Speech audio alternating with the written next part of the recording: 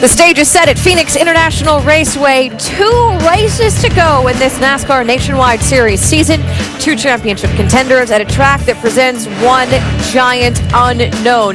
The early advantage goes to the guy second in points. Elliot Sadler will start ahead of the guy leading the points. A 5-spot advantage for Sadler over Ricky Stenhouse Jr., who starts 11th. We say this track is a big, giant unknown because the last time we were here, things looked quite a bit different out here in Phoenix. Immediately following the race here in Phoenix in February, Jeff Gordon headed out on the track and started digging it up. Since then, this 1 mile over has undergone quite a few changes. Not only did it get new pavement, but it got a whole new configuration. And drivers say what to expect today, no one knows. Now progressive banking in turns 1 and 2. The track is slightly longer because of this. A stretched out dog leg. There is more progressive banking in 3 and 4, but there is a lesser degree. And if you're looking for space, the front stretch is now just a little bit wider. Inside the ESPN Pit Studio with Rusty Wallace and Brad Doherty. I'm Nicole Briscoe from a beautiful spot up on Rattlesnake Hill. What to expect today with this new track? What do you think? I think we're going to have a big problem in the dog leg. A lot of the drivers I've talked to, Nicole, are concerned about that area. It's a new design racetrack and nothing like it in the world, this particular design track. Quite different, but the drivers are telling me the dog leg area of Rusty is something we're very, very concerned about. We have no idea what's going to happen. We have to go through there single file. Could be some big wrecks right through there. Yeah, they've really got to get a second groove established in this racetrack. It's not quite there, so it's going to be very difficult if you get caught on the outside. A lot of guys very concerned with that. Patience is the key today. These guys got to take their time, give a little give and take with one another, not race too hard too early, go get it at the end of the day. And if you're in this championship battle, patience is even more important. Dave? Well, Ricky Stenhouse surely knows that patience is going to be a big part of the program today on this new track. But with a 17-point lead and maybe a reputation for being kind of an aggressive guy early in your career, how do you manage what you have to do today? Oh, we're still going to be aggressive. We don't ever back down from that. But it's going to be a slick racetrack. We just got to be around at the end. We just got to make our car better and better every run and get this Ford drive one up to the front. You know, we started 11th, got a little loose, but it's we plan on being there at the end. Just want to say happy birthday to Serena. Her birthday's today, and hopefully we can get a win for her. The 6 car leads by 17 with 2 to go, Nicole. Elliot Sadler is chasing Ricky Stenhouse Jr. He trails by 17 points, but we'll talk to him coming up in just a little bit because he is our in-race reporter. Go to ESPN.com and search in-race reporter if you have a question answered by our in-race reporter. There he is right there. And we got a chance to talk to him earlier about what he and some of the other drivers expect from this track. It's a lot different. It's definitely not the Phoenix we saw here in the spring, so normal new track stuff. It's going to be slick. It's going to be a lot of fun for the fans, I think, to watch. From where we started the practice to where the track is now is a lot better. So, it's different, but it's going to be fun. It's going to be a really fast track. Right now we just got to pay our dues, get it worked in, get rubber down, and make it so we can race on it. I love the old racetrack. I mean, the more holes and, bumps and nastier the pavement is, the happier I am. I like those kind of racetracks. We ran the whole practice on one set of tires right now, and I'm not even thinking about putting new ones on. So that's going to change up the race a lot. We used to come in here and want tires all the time. Tires were key. It's not going to be like that for the race this time. Something else to keep in mind here this afternoon. It is a bit of a stretch, but the title could be clinched today.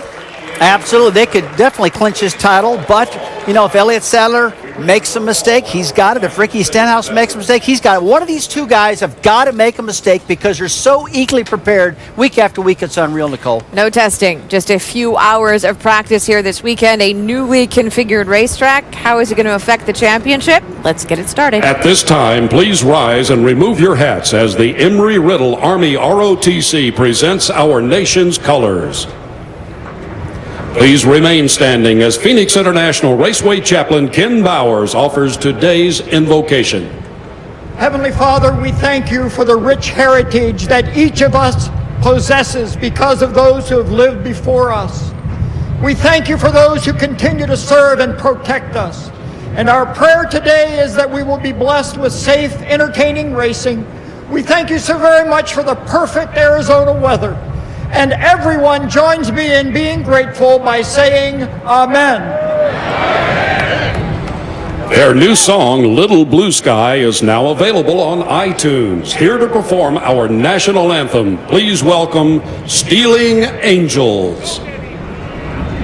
Oh, say, can you see by the dawn's early light what so proudly we hailed at the twilight's last gleaming, whose broad stripes and bright stars through the perilous fight o'er the ramparts we watched were so gallantly streaming, and the rockets' red glare, the bombs bursting in air, gave proof through the night that our flag was still there. Oh, say does that star-spangled banner yet wave o'er the land of the free and the home of the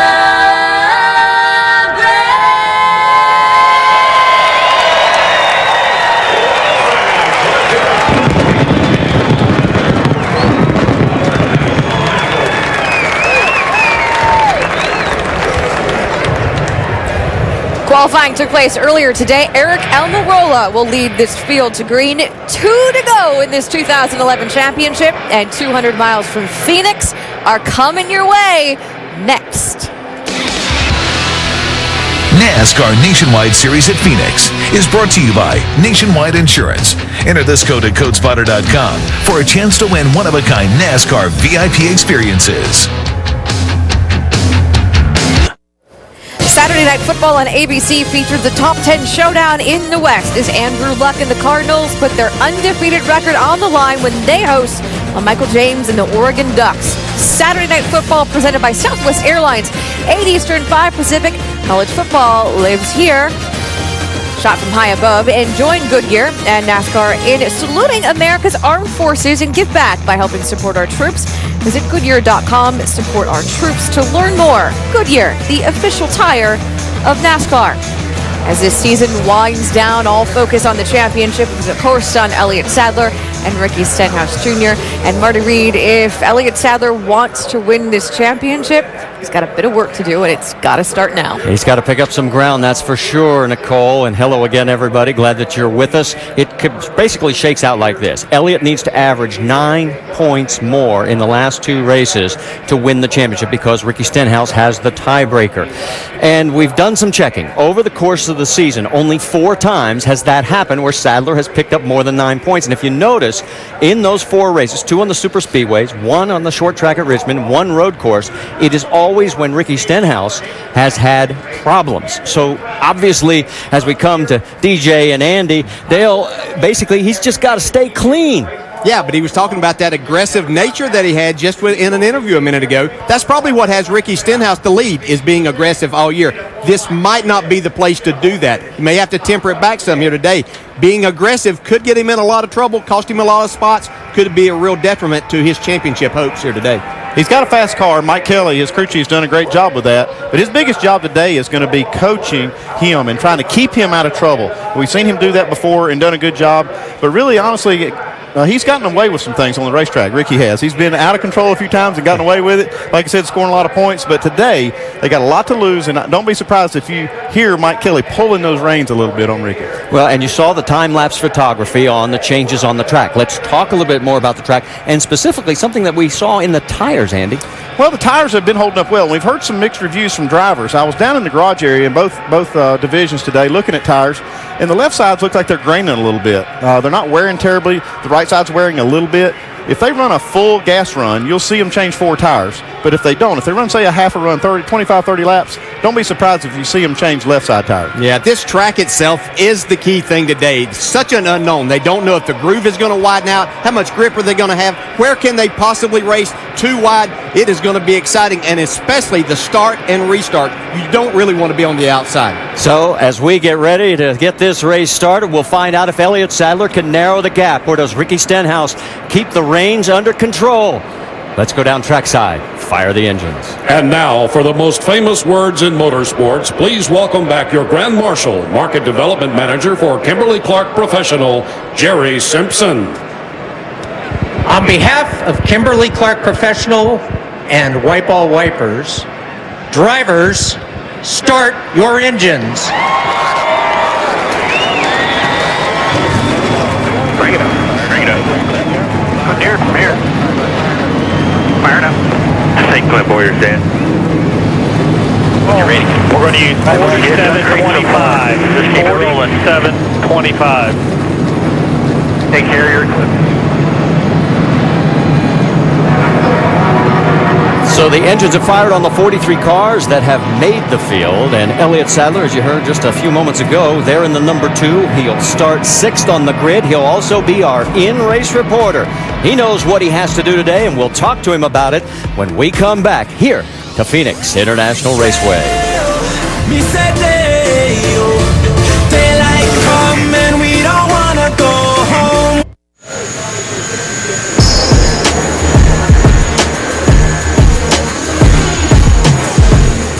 Back here at Phoenix International Raceway, across the top of your screen is our starting grid, and Eric Almirola, his first pole ever here at Phoenix, his 5th career nationwide pole, first since July of 2007. 4 cars did not make the field. Jennifer Jo Cobb, Carl Long, Josh Wise, and Darrell Hard crashed hard.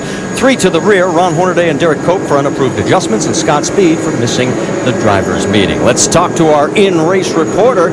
That is the driver of the number 2, Elliot Sadler. Hey, Elliot, Dale J at ESPN. You have a copy? Yes, sir. How are you? I'm doing great, buddy, and I'm sure you are too. Want to say congratulations on the birth of your first daughter, Miss Austin Sadler, came into the world on Monday. Yeah, we're very blessed, man. We've had a great week. Just so proud of my wife and Amanda and Austin for coming in the world. Everybody's safe back at home watching the race. I want to say hello to them.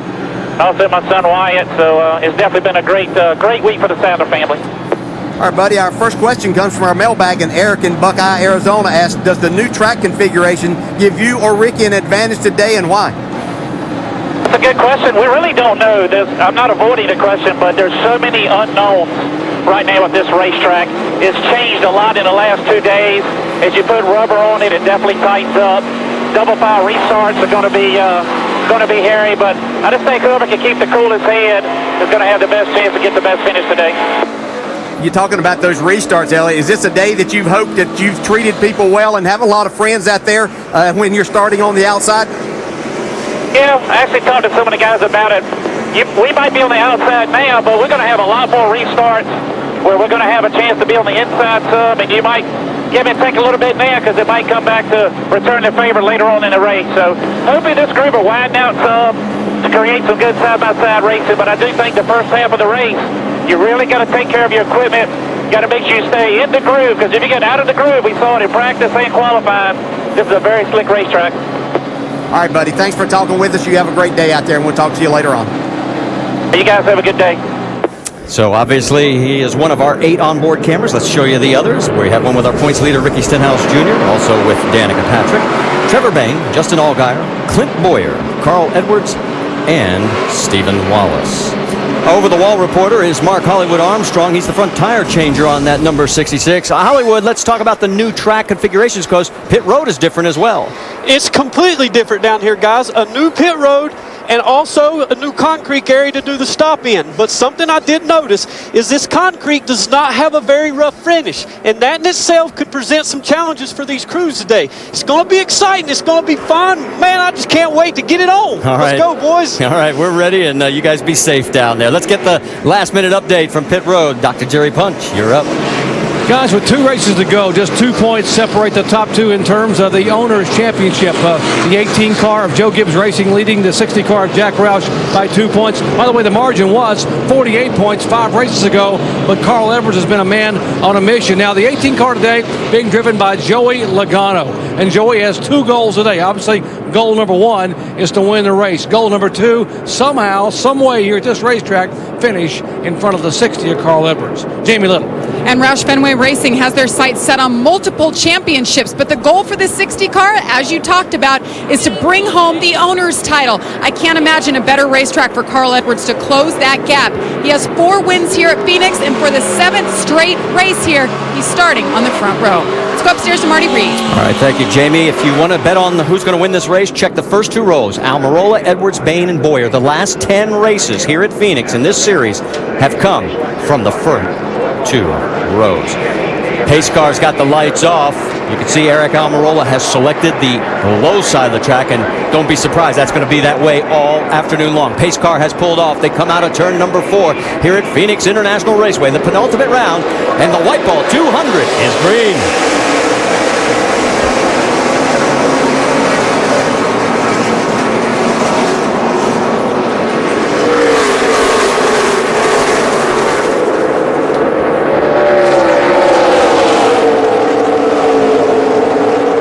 A number of cars getting high out of the groove. They slid back. Look at this, 3 wide, coming up into turn 3. And look what happens. We have contact in turn 3 as well.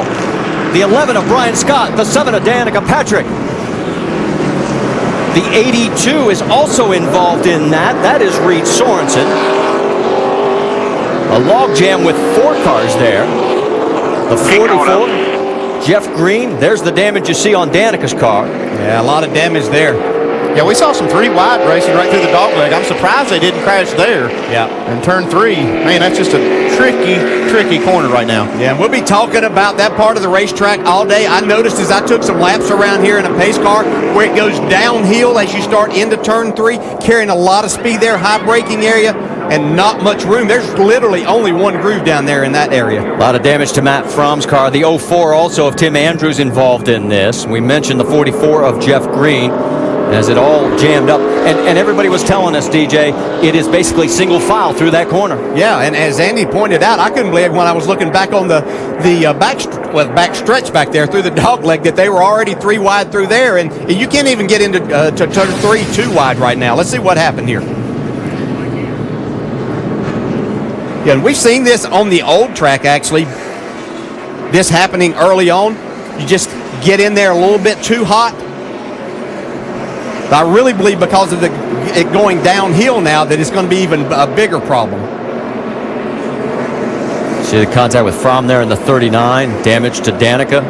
But things just kept happening.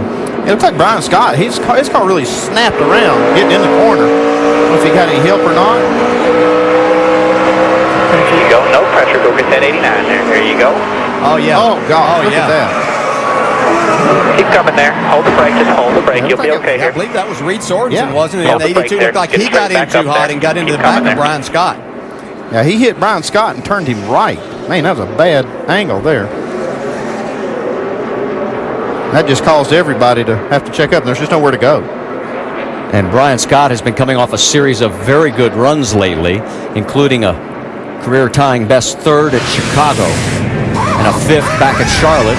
There's the work going on in Danica's pit as they're trying to straighten out that crumpled left rear fender. Stay with us.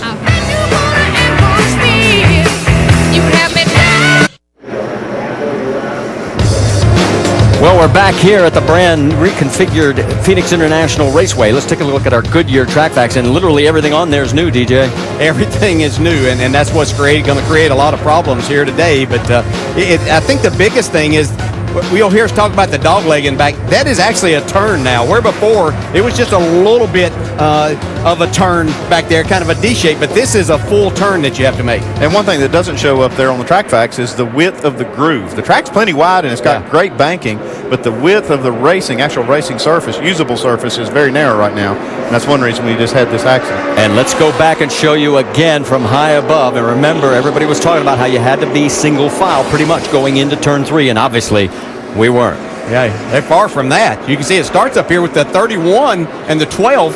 The orange and yellow card there, they get sideways, but they were 3 wide back there, had to check up a little bit.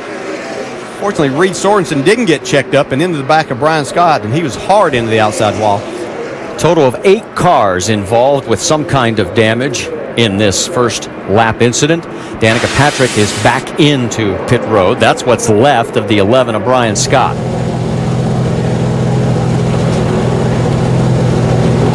All right, while we've got a moment as under this caution, let's get an update on the championship and how the 2 contenders did. Vince? Well, Marty, avoiding trouble will be key for both these championship contenders, and we expect to see plenty of trouble today. Ricky Stenhouse Jr. and Elliot Sadler, a 17-point difference between the two coming into this race. Now, Sadler has outperformed Stenhouse in 3 of the last 5 races. He's finished better than Stenhouse in those, but still trails by 17 points. Now, Stenhouse leads and has won a couple of times this season. Sadler has not. He knows he's running out of time. The 2 team believes they can still win the title, but they need to trim 9 or 10 points off that deficit today. His first win of the season would certainly be right on time for Elliot Sadler here at Phoenix. Let's go over to Dave Burns. Vince, Ricky Stenhouse did not have the qualifying lap he was expecting, but it wasn't disastrous. It wasn't so bad that he would have been caught up in that first wreck. Just think about it. If he'd been 20th or something like that, it might have been so much worse. Crew Chief Mike Kelly, in his pre-race pep talk, began with the talk about qualifying today. I know you didn't get the qualifying position you wanted, but you know you've got a good race car and you've been the best guy here all weekend. We've got to get through this first 150 laps taking care of that race car, give and take all day long with lap cars, race cars, everybody else out there. You just got to be really smart today, bud. It's the biggest day for me and you all year long. We got to make today count. Big day is the understatement of the day for the 6 team. They are 2 races away from the NASCAR Nationwide Series Championship.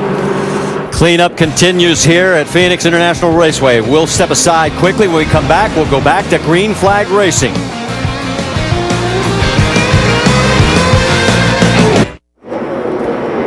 Back here at Phoenix, just about ready to go back to Green Flag Racing. Here are the cars that are behind the wall now. Carter, Chapman, Jeff Green, Brian Scott, Fram, and Andrews. And for Brian Scott, we can tell you he has been released from the Infield Care Center. Entered today with top 12 finishes in 4 of the last 5 races. But it won't be so good today. On the front row, it'll be Eric Almirola, again taking the low line on the inside. Then Carl Edwards, Clint Boyer, Trevor Bain, Sam Hornish Jr. That is your top 5. Pace car pulls off, and they come down the front straightaway as we get ready to go back to Green Flag Racing here at Phoenix International Raceway.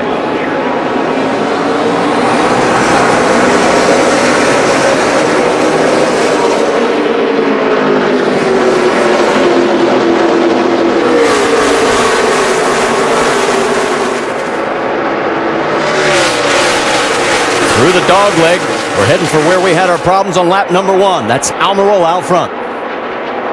He got a nice jump there, and you see Clint Boyer's taking over the 2nd spot from Carl Edwards right now. Just can't get going on that outside lane yet. A little bit of contact there as everybody's jockeying for position. In the old configuration, you couldn't have had that many cars that wide.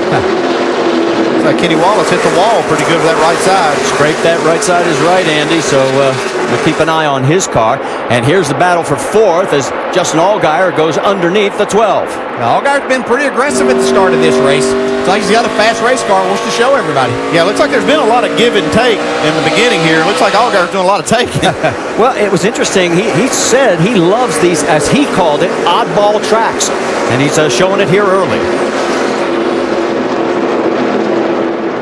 Trevor working the outside. Side by side, they managed to make it through that dog leg. And there's Trevor now in front of the 18 by just about half a car length. Right alongside there is the 30 of James Bushers. He's trying to come up underneath as well. Yeah, Trevor Bain's up in the area right there that I don't think you want to be yet. They're going to take some time to get a second groove worked in there. He only lost 1 spot so far being on the high side. That's 8th, 9th, and 10th with Logano leading that pack. Oh, how about this? The 2 championship contenders side by side. And Ricky Stenhouse Jr. said, yeah, I'm still going to be aggressive. And he just showed us. Yeah, Ricky's got a really good car from practice. Been one of the best cars all weekend.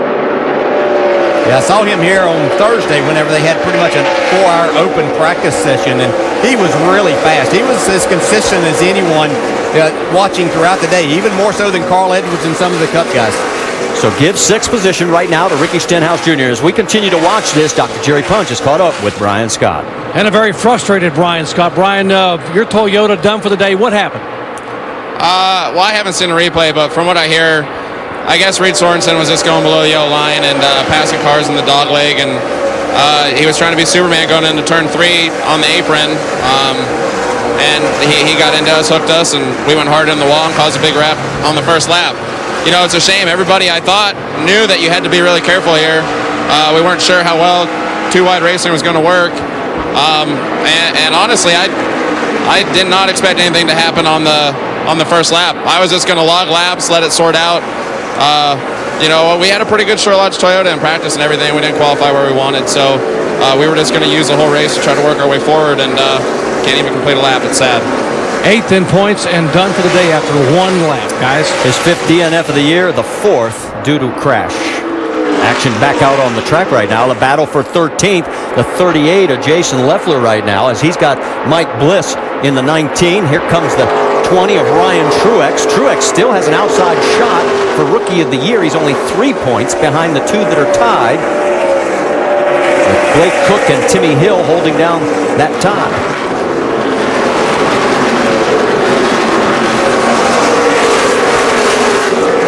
Talked to Mike Bliss before qualifying today, and he said he will be back in that 19 car next year here in the Nationwide Series.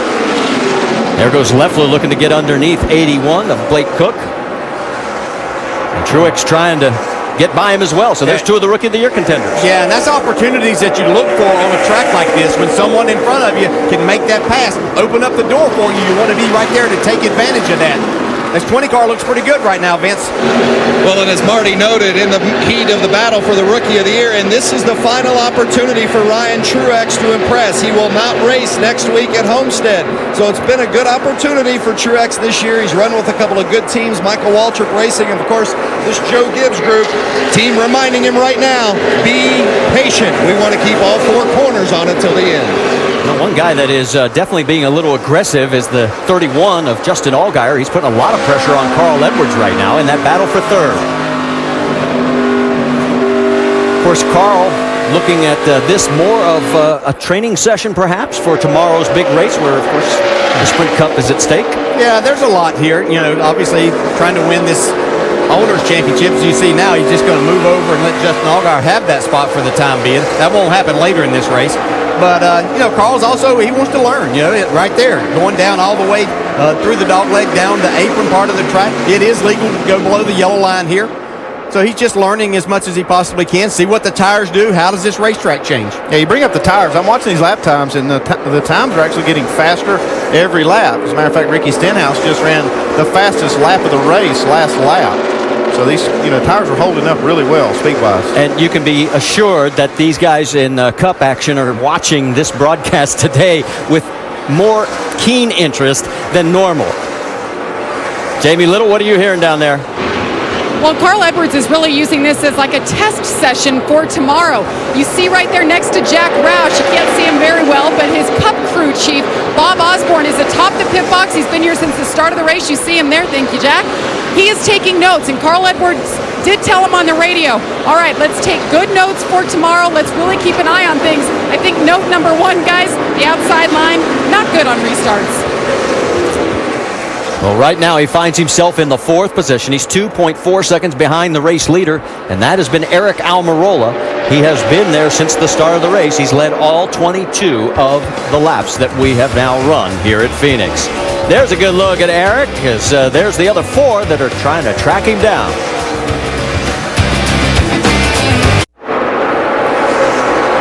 A lot of racing action coming up this weekend on ESPN and ESPN2. The Automobile Club of Southern California qualifying tonight at 12:15 a.m. on ESPN2. Now, everything else on the schedules for tomorrow. NASCAR now at 9 a.m. Eastern on ESPN2. The Cobalt Tools 500 at Phoenix at 2 o'clock Eastern on ESPN. And the NHRA Finals, 7 o'clock Eastern. Top Fuel and Funny Car, that's going to go down to the wire. You don't want to miss that. That's 7 p.m. Eastern on ESPN2. And NASCAR Now will recap the day, 10 o'clock Eastern on ESPN2. On board with Clint Boyer, he is currently 0.4 of a second behind our race leader, Eric Almirola. And Eric is getting into some lap traffic. Yeah, this one's going to be really interesting. Where's this lap traffic move over to give you? You don't really want the outside.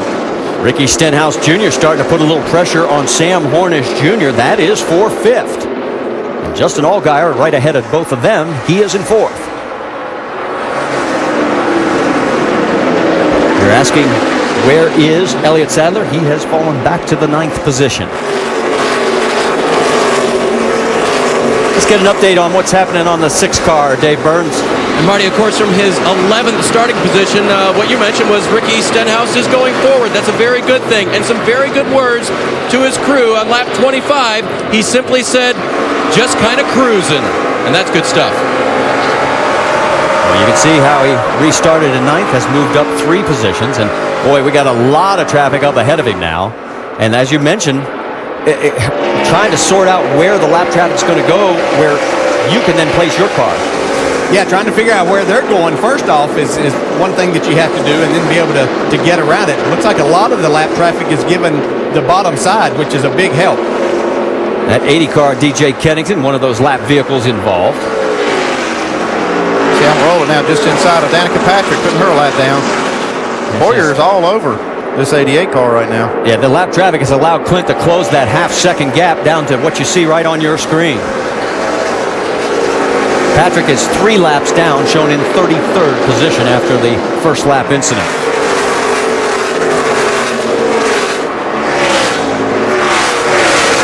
Coming through the dog leg, and looks like they get around Reed Sorensen. Both of them make it before turn 3. Wait, listen how he has to feather that throttle. Yeah, and that's a lot like you used to have to do on the old track surface because there wasn't a lot of grip there. So I don't think this racetrack's driving a lot different in some places than what they had in the past. Coming up on Mike Wallace in the 0-1. Now, Wallace has been cutting the dog leg way down a little bit like that, and several cars have done it. I don't know that if it helps him, though. What do you think? Don't think so. Boyer also gets past the 0-1. Wallace is now 26th, the first car, 1 lap down. So there's first and second. Let's drop back a little bit farther and see where we can pick up. There's the 12 and the 6 of Sam Hornish Jr., Ricky Stenhouse Jr. That is the battle for 5th. They've got their hands full with lap traffic as well. And notice that Joey Logano's taken advantage to sneak up into that mix as well. Yeah, I think Ricky Stenhouse is just fine for right now, running in this position. He knows that he's past the 2. He's back behind him. I think Ricky's a little faster than Sam Hornish, but there's no reason to push the issue too much. Yeah, especially in all this lap traffic and all the unknowns. You just, you don't know which way they're going to go. Now he's going to push the issue a little bit. Got to get by Sam. He's got Sam kind of. Trouble. Trouble. Reed Sorensen. Reed Sorensen into the wall. Yeah, it looked like maybe a right front tire went down right there. Our second caution of the day. On the fence there. Reed has been a part of both of them, unfortunately. Remember, just a few weeks ago, 3rd in the championship hunt, and then all of a sudden got the boot from Turner Motorsports. Picked up this ride to complete the season.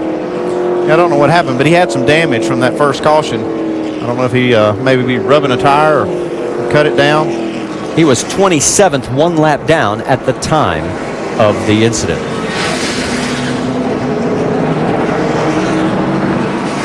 Yeah, I think you're right. Yeah, that's a hard lick too. Get another angle here. Ouch. Thank goodness for safer barriers. And now we've got a bit of a fire. Come on, Reed. Let's. It might be time to exit. Get a little quicker getting out of that thing. Safety truck's having a hard time getting across the track because we still have cars going in front of them. Reed's out of it okay, and here comes the safety crew. Got the right front pretty good. So they'll be able to get the fire out here. And you see Reed's none the worse for wear, just now out of this race.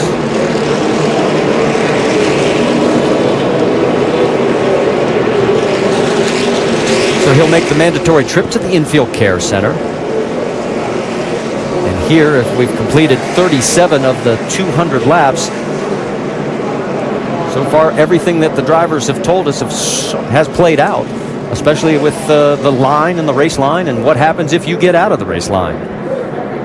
Yeah, it's going to be treacherous there all day, but they are actually running a little more side by side. They're not having to slow down as much as what I thought.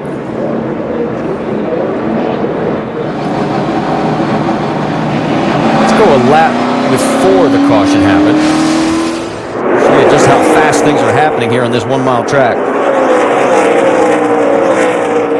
Oh, that was a pretty cool pass right there. It's James Busher in the 30.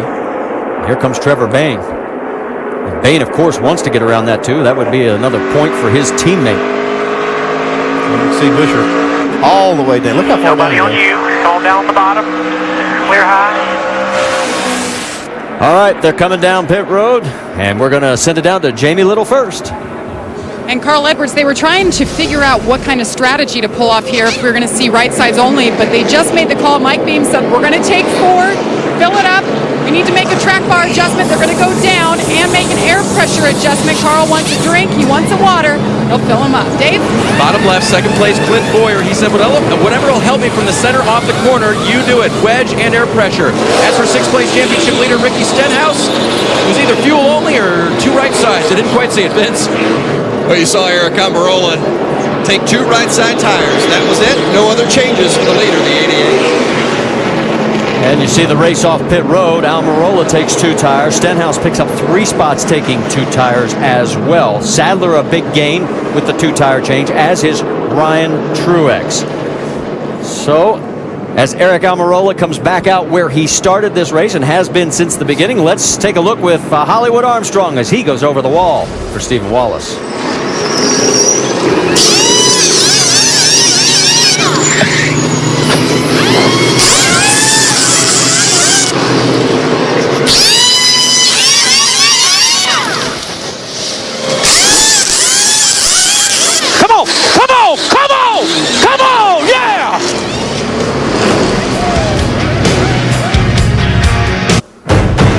Cool desert evenings give way to warm, sunny afternoons in the desert Southwest, and boy, the temperature has heated up here at Phoenix International Raceway with this new configuration.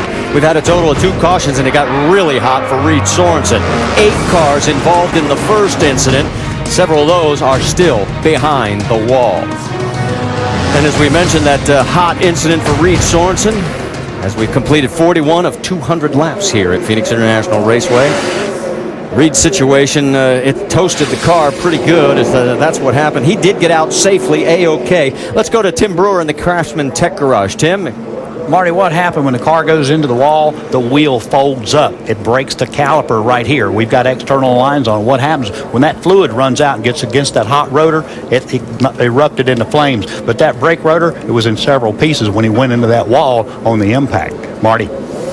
All right, thank you very much. And there's what's left of the 82. In fact, Dr. Jerry Punch has caught up with Reed Sorensen. Yeah, thankfully, Marty, he's okay. Just came out of the medical center. Reed, what happened? Yeah, just blew a tire. That's the second blown tire I've had this week with the same car. The first time we had some type of shock rub, and I think there we just overheated the bead. I was losing brake pedals, so I was lifting about 10 car lengths early, and that just wasn't enough. I don't know if we didn't have enough opening on the front or what the deal was, but just overheated it and melted the bead, and I was just along for the ride. What happened on lap 1? There was some contact involving you and a couple other guys entering the corner. Yeah, I just got in the back of the 11. There's no rule on the yellow line over there. I was down the flat, came back up. He dove down in front of me, and I got on the brakes as hard as I could. Actually started to chatter the back tires, and I got into them, and I was all I could do to keep from hitting them. And I'm not sure exactly what happened, but it might have been my fault. Nothing on purpose, nothing intentional. Like I said, I got on the brakes as hard as I could. Tough day for Reed Sorensen. Marty, this was the car, by the way, he was supposed to run next week at Homestead, Miami, but this car pretty well used up. Yes, it is, Doc. The 01 of Mike Wallace gets the lucky dog. We had 4 waiver rounds. Danica Patrick, Jeff Green, Derek Cope, Kevin LePage. Cope and LePage get back on the lead lap. Eric Almirola is our race leader. He has led every single lap, all 42. In fact, he's led more laps today than he had in the previous 32 starts combined in 2011, alongside Ricky Stenhouse Jr., then Clint Boyer, Carl Edwards in row 2, Elliot Sadler, Justin Allgaier in row number 3. So we get ready as the pace car takes the turn down pit road. And again, Almirola takes that low inside preferred line. And boy, look how high he's coming out, trying to keep Stenhouse up there. We're back to green flag racing.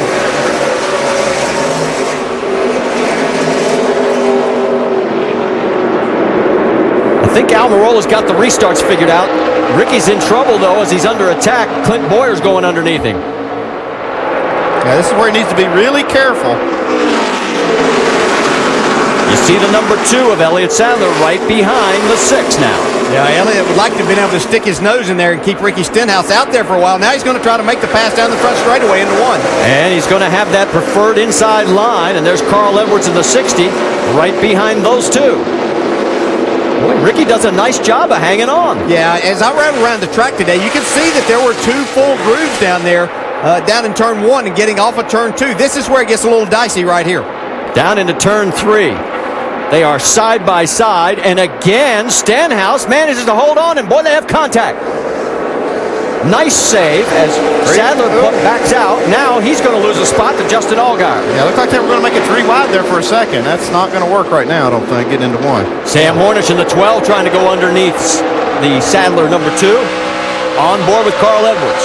Yeah, Elliott just wasn't comfortable in trying to drive down the outside going into turn 1 there.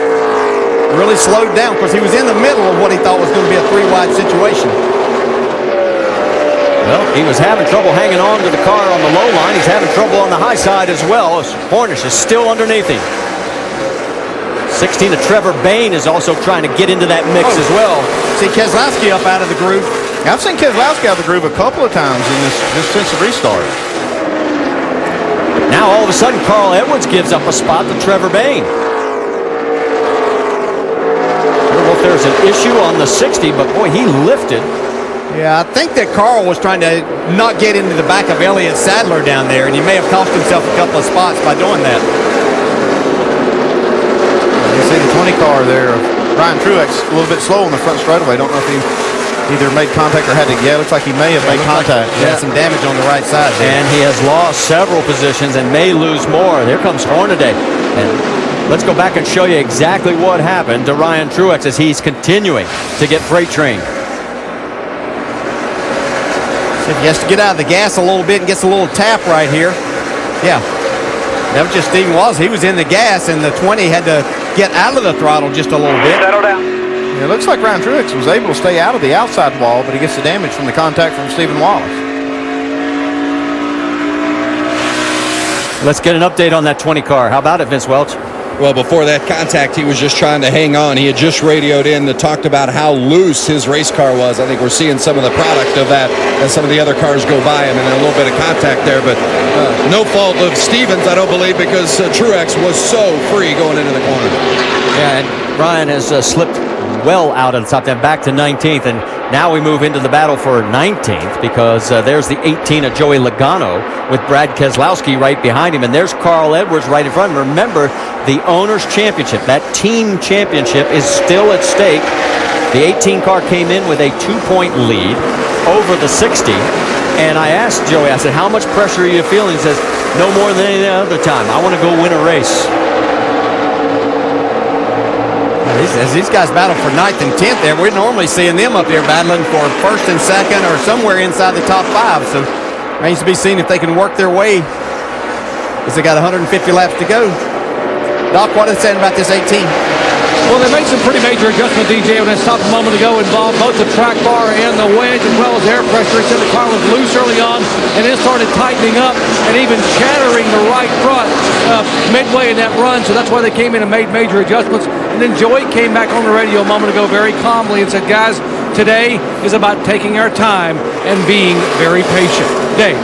Brad Keselowski's car is not bad, just a little bit tight on that first run. They made an air pressure adjustment for that. But something to note, he started the race on the outside line, and he made an interesting comment through that first run. He says, I can run the outside, I can get into the corner.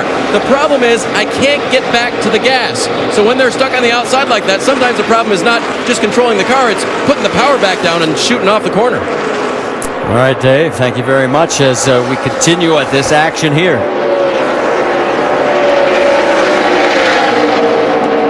So you're wondering where the race leader is? There's Aric Almirola. Remember, he has one win to his credit. That was back in Milwaukee in 2007, but he doesn't consider that a win because Denny Hamlin relieved him, took it to the checkered flag. Welcome back to the Wypall 200. Make sure to go to NASCAR.com for all of your latest NASCAR information. 59 laps complete here at Phoenix International Raceway. And heading into this race, Rusty and Brad, one of the big topics of conversation was getting the second groove, the second line around this track to come in. Starting to a little bit. Yes, it's starting to just a little bit, but not very much. It's a brand new design racetrack. They're being very, very cautious out there right now, Nicole, running on the bottom of the track. Let's go for a lap around right now with a guy chasing the leader. That's Clint Boyer. Take us for a lap around with him. Yeah, right now we're getting ready to enter turn 3, and the racetrack really falls out from under the drivers right here. Drops about 3 or 4 feet into turn 3. The drivers now are exiting turn 4, heading down the front straightaway. Yeah, it gets nice and wide as you come out the front straightaway, about 10 more feet of space.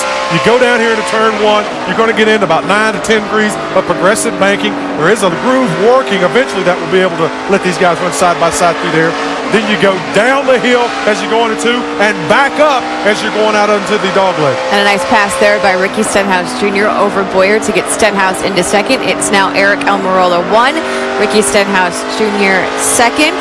Let's get caught up with what's going on in front of that field. And Vince, as we go nationwide up to speed here, there's only one name on that leaderboard, and that is Almirola. 63 laps, and Eric Almirola has led every single one of them, as you see him passing a lapped car there.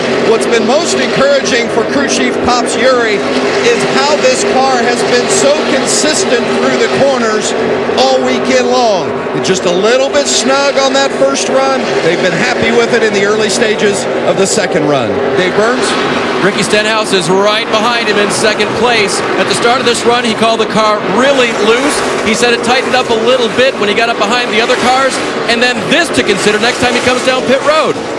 The lights are off in this thing, just so you know. On the tax button? Yes, sir, 10-4. Is your lights on now? No, they were. They're just wrong. It's like yellow when I'm at max speed. As we've discussed before, and I checked with crew chief Mike Kelly, he'll just have to watch the needles instead of looking at the newer technology, which are telltale lights to help the driver on that tachometer. He closes in on Almirola. Behind them, the 33 of Clint Boyer. He says at the beginning of the run, it takes a while for the tires to come in, and right now, the front end is just not working well enough for him. Looks like we have a lead change up there, guys, and Almirola will hold off the 6th car for right now, but Ricky Stenhouse is coming, and you guys, you know what? Mike Kelly told me also that 6th car, they came here to go fast and win the race, not to simply hold their position, Marty. All right, thank you, David. As you saw how close it was, as Ricky Stenhouse Jr., he wasn't kidding. He said, I'm going to be as aggressive as I normally am. He is right behind Eric Almirola, and they've got 2 slower vehicles in front of him now. Yeah, he actually stuck his nose in there and was looking at trying to make it 3 wide off of turn 2. He wants the lead, get that extra bonus point. Robert Richardson in the 23. The 28 is Derek Cope. Cope gives room. Here we go, side by side. I didn't think we could get 3 wide through there, but we did. And they're showing us a lot of things here we weren't sure about, but Stenhouse goes to the front. So Ricky Stenhouse Jr., after 66 laps, led by Eric Almirola, more than he's led the rest of the season combined. We have a new leader with Ricky Stenhouse Jr., the 2-time winner this year, and now in second place, the battle with Clint Boyer as Boyer's charging. See a little cloud cover of the track. It might be changing a little bit for some of these drivers. Well, the longer the run has gone, the better it has been for Ricky Stenhouse's car. The worse it has been for Eric Almirola. Well, Stenhouse has been fast from the start. I've watched his lap times from the start of the race, and he has just been getting faster and faster by the lap. Well, now that we've got the lead change taken care of, let's go back to our Nationwide Insurance Up to Speed. Let's pick it up again with Jamie Little. And Sam Hornish Jr. in the bright yellow Dodge right there. 4th on the board right now. This is just his 3rd start here in a Nationwide Series car at Phoenix. And his numbers have been anything but stellar. His best finish, 36th. But here in an Indy car, exact opposite. He's a 2-time winner. Actually got his first ever IndyCar win here. Right now he's saying the car is just a little bit free, but it's actually pretty good. And behind him, the 60 of Carl Edwards for the 7th straight week. He started on the front row, actually 7th straight race here at Phoenix. Started on the front row, but he's fallen back a bit. He's a little bit free. He's been paying attention, watching this car, taking notes for tomorrow. Bob Osborne still up on the pit box as crew chief for the Cup race tomorrow.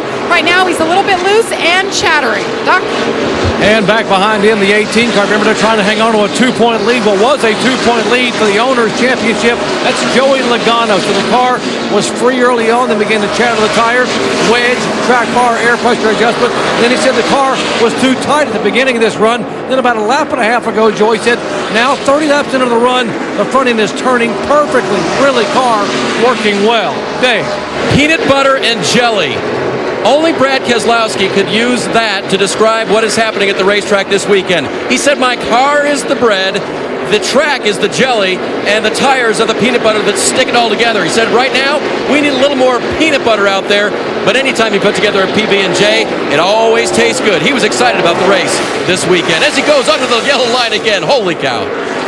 The 16 of Trevor Bayne has had an interesting race so far. Early on, he gave his teammate Carl Edwards some room and lost a bunch of track position.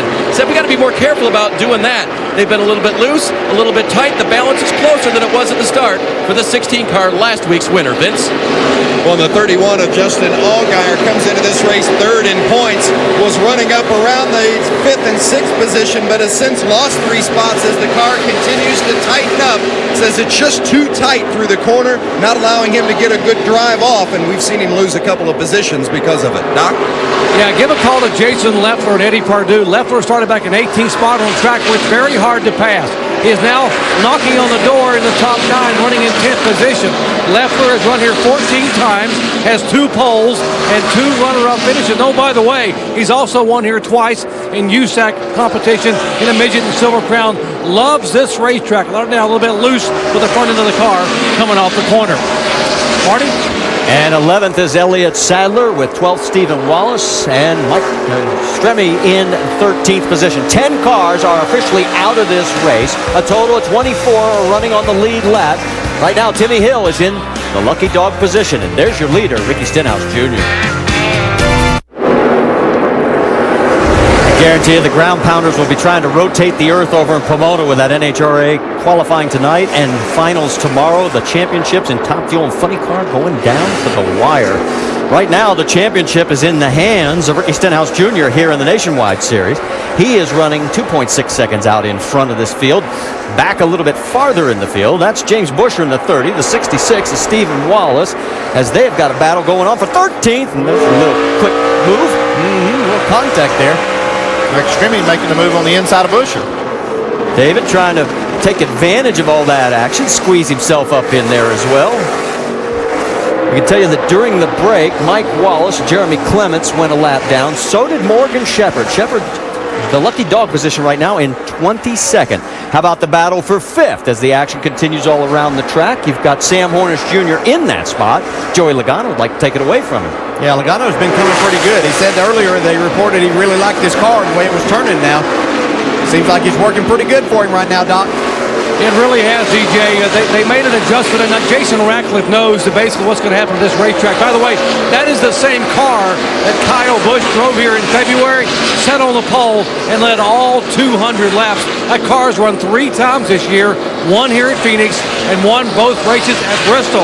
And now it's moving under the 12 car of Sam Hornish to take that spot away. And by the way, Jason said, based on their calculations, they'll make one more stop around lap 120. Caution is out on the track.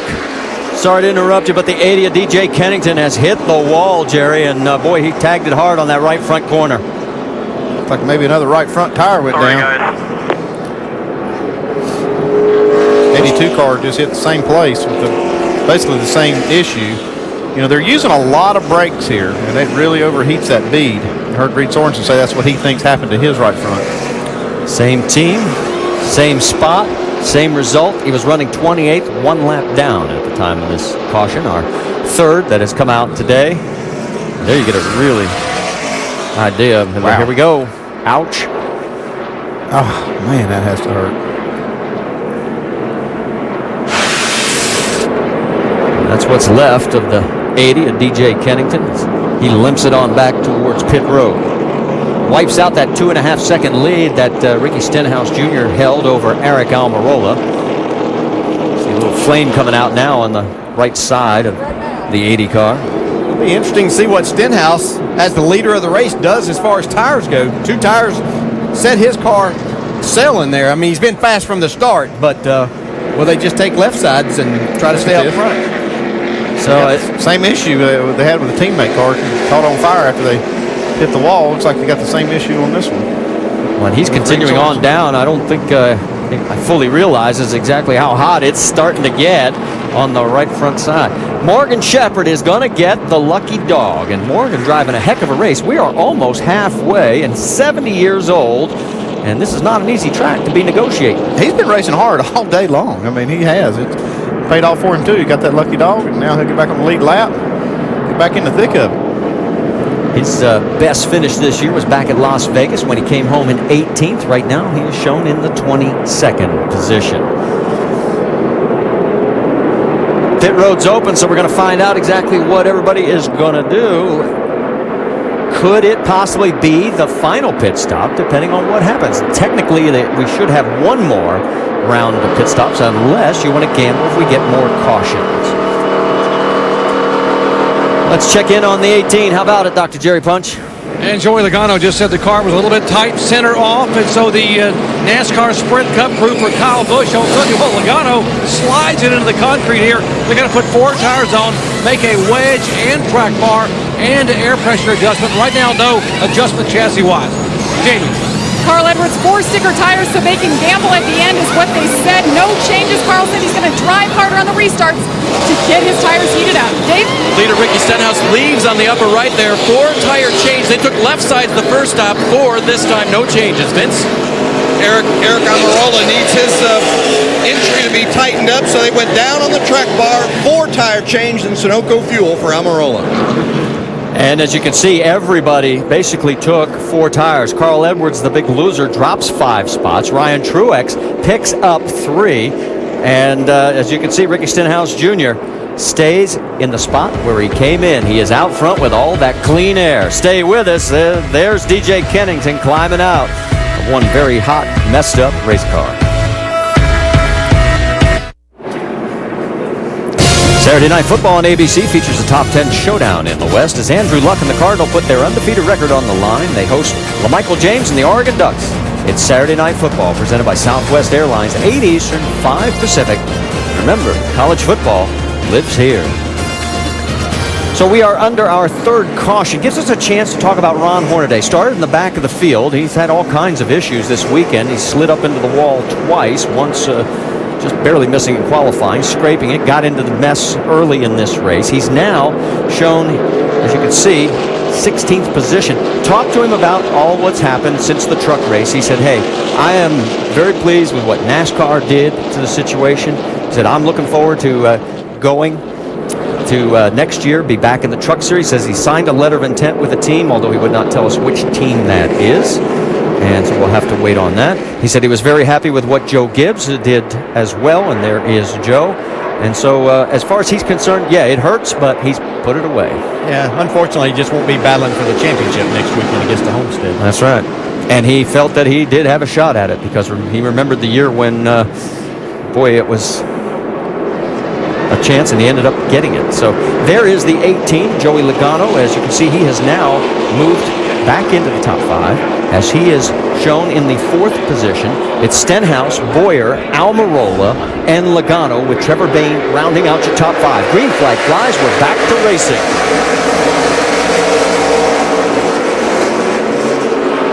Oh, Boyer. Yep. You can see how hard he drove it down in the corner trying to stay there. Oh, and he has got all kinds of problems. There's just no grip up there. He's just going to have to basically just wait for everybody to come by to get it back up to speed. Again, a good restart for Ricky Stenhouse Jr., and that has been one of his problems late in the season, but boy, he has done very well today. Eric Almirola shown in 2nd, then Joey Logano, Brad Keselowski, and Trevor Bayne. Carl Edwards, he's trying to work by some of these cars that these positions he lost on pit road. They had a little hiccup on their pit stop. Boyer dropped all the way back to 17th, guys. That'll be valuable information for him for tomorrow, but it's going to hurt any chance he had here today. There you see Carl Edwards as we go on board with Justin Allgaier. Edwards restarted 8th. Remember, it took Edwards 35 laps to move from 8th to his pre-stop position of 3rd during the last green flag run. So we check in on the battle for 3rd place. The 18 of Joey Logano with the 22 of Brad Keselowski, followed by Trevor Bayne and Sam Hornish Jr. and Carl. Trevor Bayne trying to push the issue getting into turn 3, see if he could get Brad in there a little too hard and maybe slide under him. Didn't make that work. 7 laps from halfway.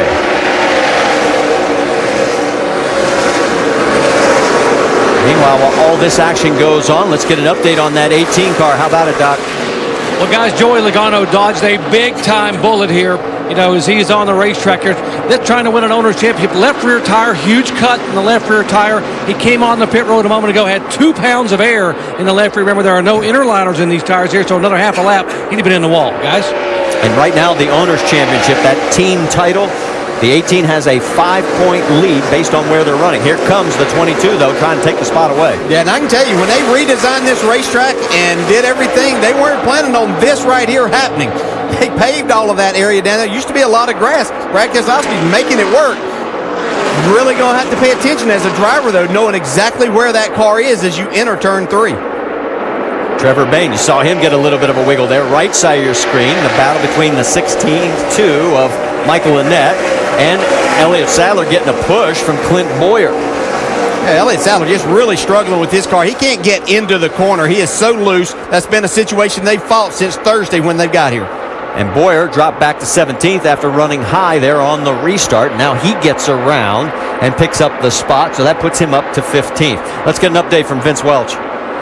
Well, guys, as it relates to that 2 car of Elliot Sadler, crew chief Ernie Koch told me beforehand, he said, with the reconstruction of the track, with the different asphalt down, he said, it's going to be by the seat of your pants throughout the course of this race. I can tell you, they don't like the way it's happening right now. Chatter in the center with the right rear tire. Elliot Sadler's been fighting tight most of the way, not going the right direction. He's going backwards.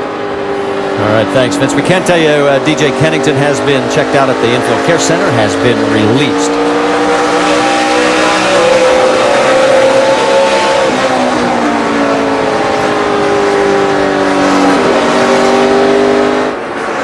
Let's go back and check in on our race leader. There you see the 6 going by. Ricky Stenhouse leading is 7/10 of a second over Aaron Almirola. Then Brad Keselowski, Joey Logano, Carl Edwards. That is your top 5 right now as Edwards continues to fight his way back in that number 60. One thing we were wondering, would passing take place on this racetrack? We're seeing plenty of that. Carl Edwards has passed plenty of cars. I'm sure he would like to have a normal pit stop and not have to make all of these moves, but you can see that you can do that. Brad Keselowski, another that's moving forward by making passes. On board with Carl, as you can see, up ahead. That is, man, he's trying to track down in that owner's championship, Joey Logano. 66 of Stephen Wallace. Now, he's in the top 10, although he's got his hands full with Ryan Truex there. And Truex bumps him back to the 11th spot now, and here comes James Busser. But we should point out, this is actually a backup car because they bent the first one up on the first day of practice. In fact, Andy, you and I were down in the pits in the garage area before qualifying, and I asked him about his car. He said, I actually like the backup better than I did the primary. Yeah, I've had that happen before. You mess the car up, you have to go to a backup car, and actually runs better than the one you planned on running. Notice the guy right behind him there, the 33. That's right. Boyer is coming back. He is in the 13th spot. He restarted in the 17th position. And he is all over that back bumper of the 66 of Stephen Wallace. Looks like he's got the inside line as they head down the front straightaway and heading towards turn 1. So move Boyer back another spot. He lost a ton of them as we're approaching halfway and just past it here at Phoenix. And Ricky Stenhouse Jr. is still leading.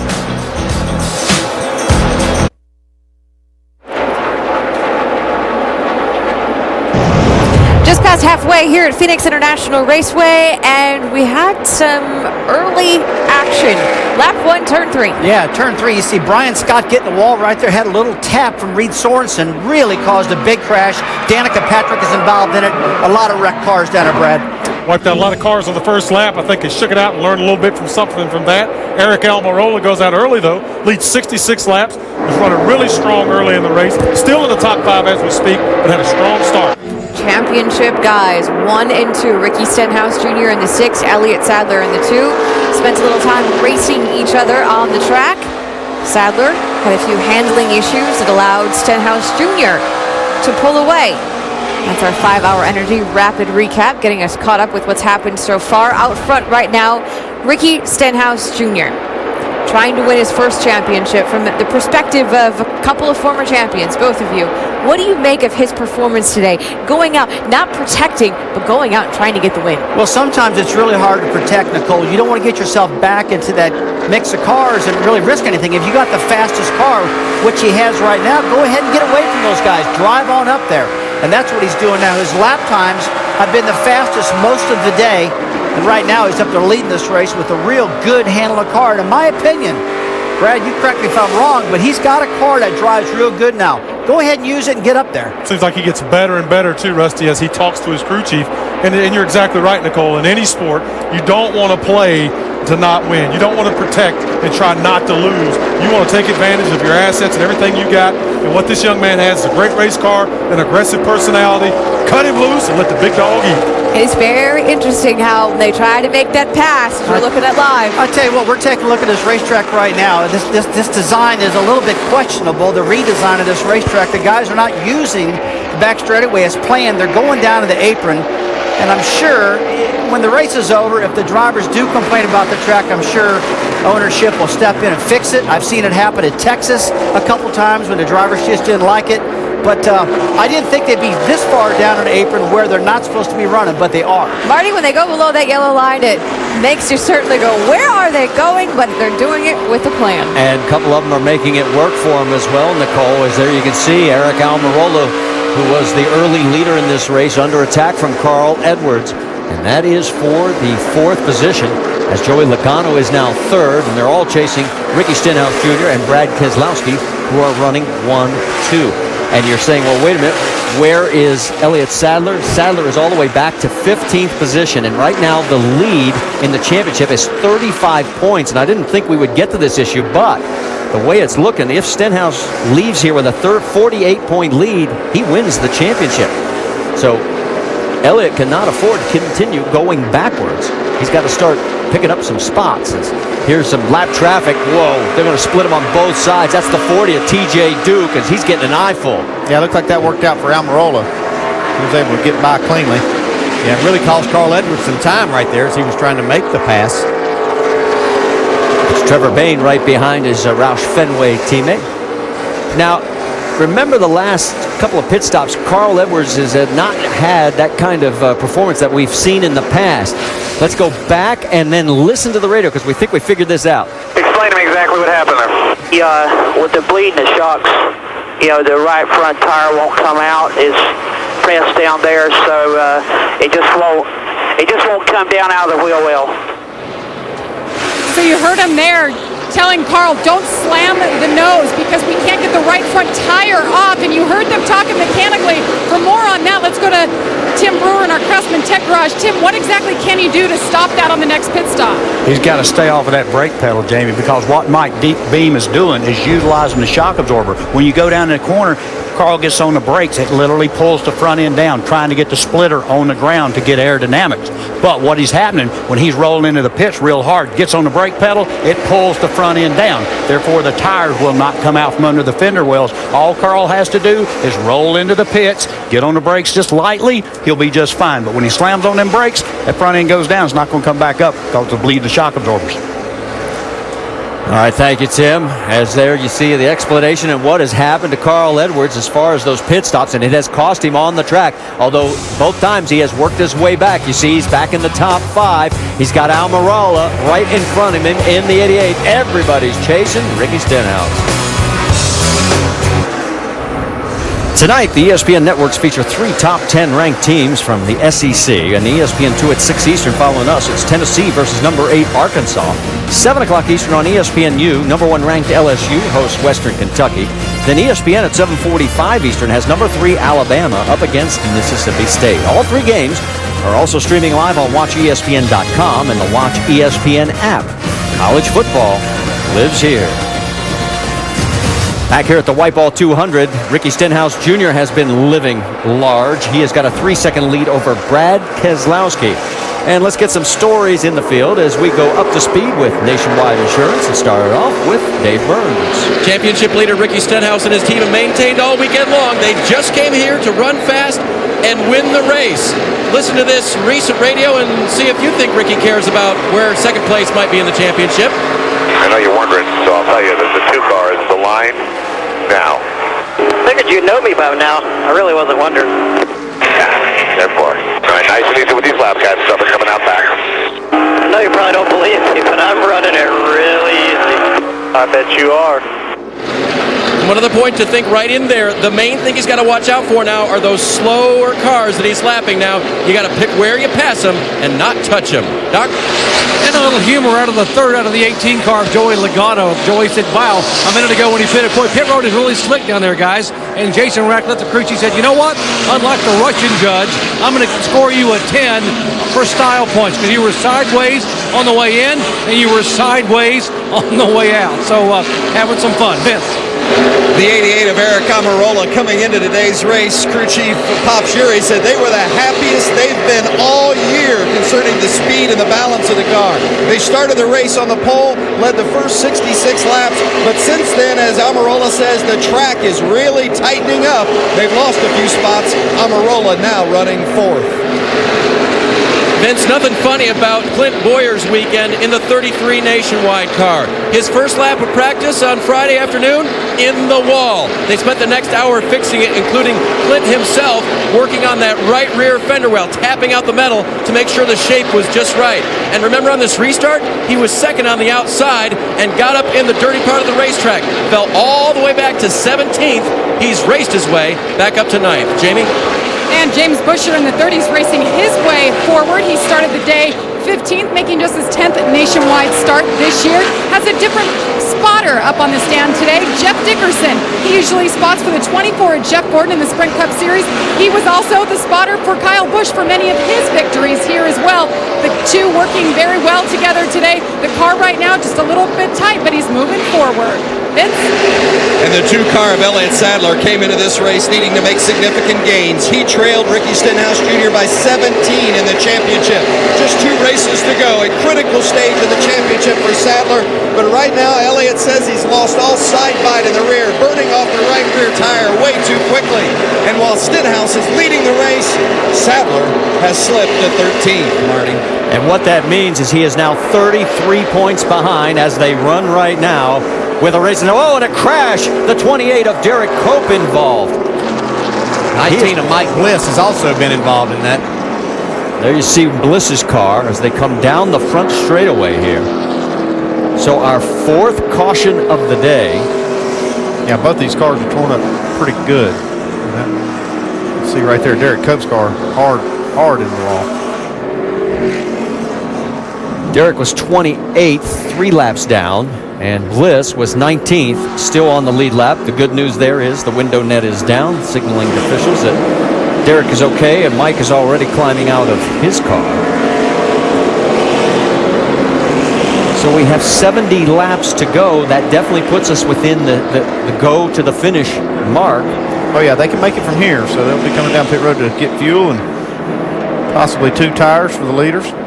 And let's flash back because DJ, you were the one who was talking about during the break the time that the 6 car took 2 tires. They took left sides only, and it paid dividends. Yeah, it'll be interesting to see what they choose to do this time. Well, pit road is already open, so we're going to find out exactly what happens, and let's send it down to Dr. Jerry Punch. And they're talking about 2 rights or 2 lefts, and I think finally they've decided here on the 18 to go with 4, but they could call it off. Here is Joey Logano. This should be the final stop. He can make it here on fuel. tearaway off, getting it full of Sunoco fuel, right side tires, and now they go left side. Jamie. Carl Edwards came into his pit box a little smoother that time, getting the right front tire off, no problem. Wedge out of the right rear to help it turn better. 4 tires once again for the 60, Dave. Leader Ricky Stenhouse said his car was just tightening at the end of that 40-lap run, so a wrench will go in the rear window for the first time today. A little wedge. Vince? Up on the track bar and up around on the left rear for Eric Almirola. Car is too tight, center off. Well, surprisingly, a lot of teams took 4 tires, and Ricky Stenhouse's team did a great job. They get him back out in front of Sam Hornish Jr., who picks up 5 spots with only 2 tires. Elliot Sadler's team, wow, 8 spots to the good with a 2-tire change. Trevor Bain loses 3. The work continues down on the front stretch, down towards turn number 1, trying to get the 19 cleared up. And let's see what happened. Wow. Oh, man. Yeah, that was Mike Bliss. Looked like he got really loose on the inside trying to pass Derek Cope. It's a hard hit for both cars. Give you a different angle on this. This is going to hurt. Ouch. Stay with us. We're coming back. 69 laps to go here at Phoenix.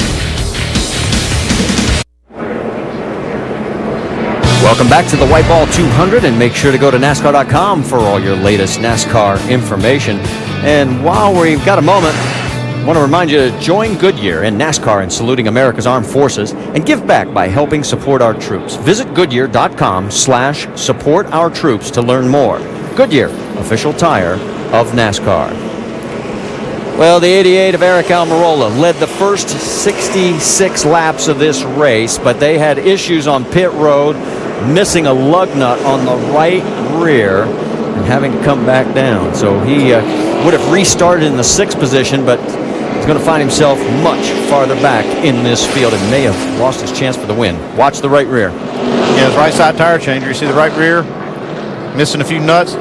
And what happened was right there, it knocked one off of the stud, and that you cannot leave the pit road without all the 5 lug nuts on. They're going to have to come back and put it on. And Pops Uri was not happy, to say the least. Morgan Shepherd gets the lucky dog. He will be the 21st and last car on the lead lap. Eric McClure stayed out and will get the wave around. Let's talk to our in-race reporter. How about it, DJ? Hey, Elliot, Dale Jarrett, you got us? Yeah. Looks like it's been a little bit of a struggle there for you, but loose been your main condition that you've been fighting here most of the day? Yeah, the track's definitely changed a lot from what we practiced yesterday, so we're trying to catch up to it, make some adjustments, using a little bit of strategy here to get some track position, but definitely find a little bit too loose right here to compete. So we made some adjustments to the one main financial Chevrolet, and we'll see what it does for us this time. Looks like the racetrack and groove has widened out quite a bit, though. It has, and that's good. I mean, that's always good when it winds out some. It definitely creates a little bit better racing. So I think it'll continue to grow some tomorrow during that race, but we're going to try to use some of it. The dog leg's been pretty interesting on the backstretch, and turn 3 seems to be a good passing spot, getting into turn 3 and rolling under somebody in turn 4. So it's definitely taking rubber, but changing a lot as we go. So hopefully we've made the right adjustments.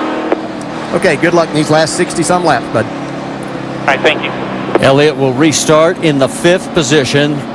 Ricky Stenhouse Jr. will start on point. Right now, the lead in the championship is 26 between Stenhouse and that man right there. Got a little repair work going on at the exit of turn number 4, so we'll step aside for just a few moments.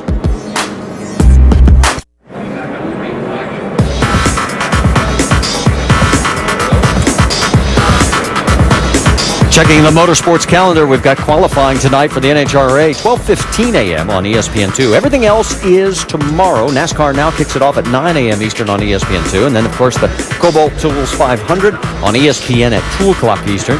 NHRA Finals from Southern California, Sunday at 7 Eastern Time. And NASCAR now will wrap it up at 10 o'clock Eastern. Both of those on ESPN2. Let's check in on Mike Bliss, see how he's doing, Dr. Jerry Punch. Well, the good news is he's okay. He's out of the care center. And Mike's speculation was the issue was the right front tire. What exactly happened? That's what it was. It really didn't have any. I knew nothing. It came out of the corner and it just blew right when I was beside the 28 car, and I gathered him and hit the wall. So, I didn't think we'd have a tire issue here. It didn't even dawn on me we'd have that problem. No warning at all? No chattering, anything? Nah, we were tight. We've been tight since we've been here. But there's no warning. I'm glad that Mike Bliss, though, was okay. Let's go to Dave Burns. Doc, all weekend long we've been discussing Ricky Stenhouse and his restarts. They haven't been stellar all season long. Listen to the conversation between him and crew chief Mike Kelly. On that last restart, I know you drove it in there pretty hard. Did it try and push up on you that first corner? Yes, sir. Really bad. I got to watch that here. 10-4. Don't open that bottom. You know what'll happen.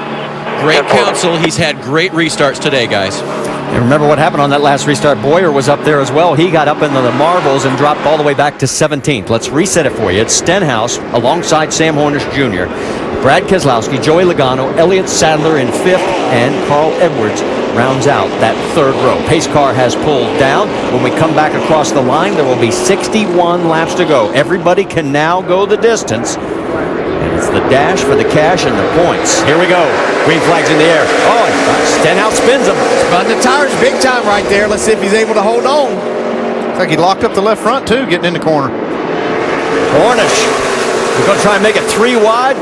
Thinking better of it, but Sam going for the lead. Logano going to try to make the high side work here. See how that works down into 3. Carl Edwards back there in 4th position. Looks like it worked pretty good for Logano. Got a good run off turn 4. So as they come across the stripe, it's Hornish, Stenhouse, Logano, and Brad Keselowski's the one that's dropped back from the restart there. He has fallen all the way back to the 6th position. Boy, that's a great turn 1, turn 2 there by Ricky Stenhouse. Looked like he might lose a couple more spots to his teammates. Powered right by him, though. So Sam Hornish Jr. becomes our 3rd different leader. There you see Logano in 2nd, Ricky in 3rd, then Edwards and Bain. That rounds out your top 5 right now. Here comes Keselowski trying to come back on Trevor. And the number 2 of Elliot Sadler right behind those 2. Yeah, he's been struggling with the car. It's heard them say they made some adjustment, putting 2 tires on a car that's not handling that great. We'll have to see how that works for him. Clint Boyer also in the mix there in the 33. The 31 of Justin Allgaier behind him. Here comes Keselowski trying to get that inside line on the 16 of Bain. Last week's winner at Texas. Side by side through the corner, and that 2nd groove has come in pretty good because Bain holds on.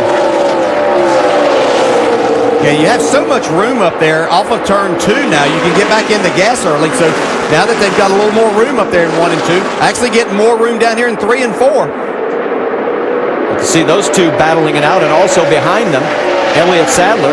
Oh, and another crash down the front straightaway. Big wreck off of 4. Stephen Wallace is involved. Standard Phoenix wreck off of 4 when you get over there. About 5 or 6 cars all blocking the track. Just watch for debris. Most of them are sitting on the bottom.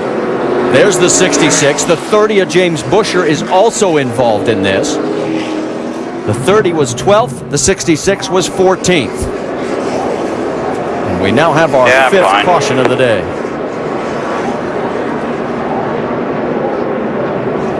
Race with them. You just can't even race with them. Steven gets it refired and limp his way back around to get down pit road. Busher looks like he's going to climb out as the helmet is coming off. Here's the action. Yeah, they've been around each other all day long. See here now that Stephen Wallace is going to try to make a pass on the inside. Looks like he got a little bit loose and up into the 30. That's Ron Hornaday gets underneath. Boy, Eric Almirola slides past. So does Ricky Carmichael there in the 34. Another view. Yeah, you can see the back end of that car step out, and then Steven tried to correct it. Got into left rear of James Busher. Let's go on board with Stephen Wallace.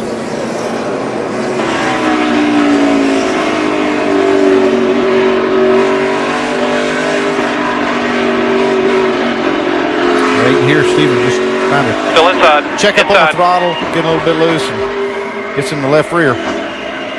Sends Busher for a ride. Some very fortunate drivers to get past that mess. As we mentioned, Eric Almirola being one of them. It's Almirola right now shown in the 14th position. There's James as he's out of the car. I can tell you that 32 of Ron Hornaday has made a trip down pit road. The 66 has gotten back to pit road. They're trying to work on that car. Jeremy Clements will get the lucky dog position. There's the damage on the 66. So it gives us another opportunity to quickly step aside as Sam Hornish Jr. is out in front here at Phoenix. Stay with us. We've got 55 to go.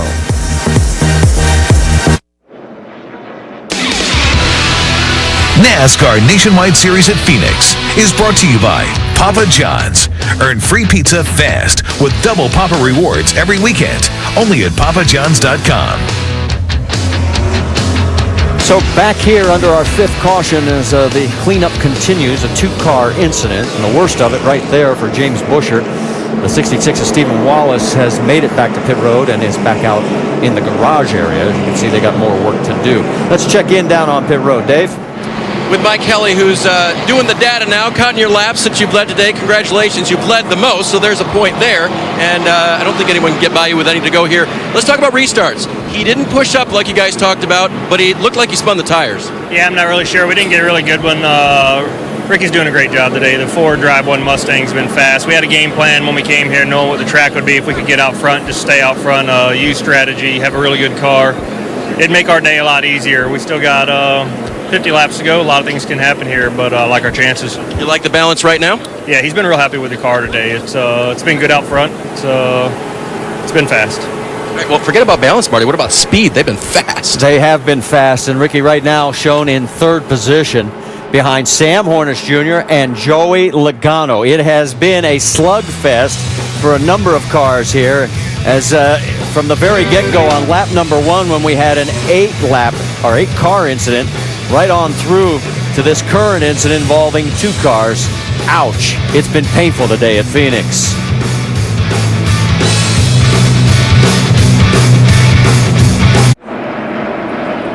Pace car pulls off here at Phoenix International Raceway. Sam Hornish Jr. on the inside, Joey Logano alongside, then Ricky Stenhouse, Carl Edwards, Trevor Bayne, and Brad Keselowski. Green flag flies, and we have 50 laps to go.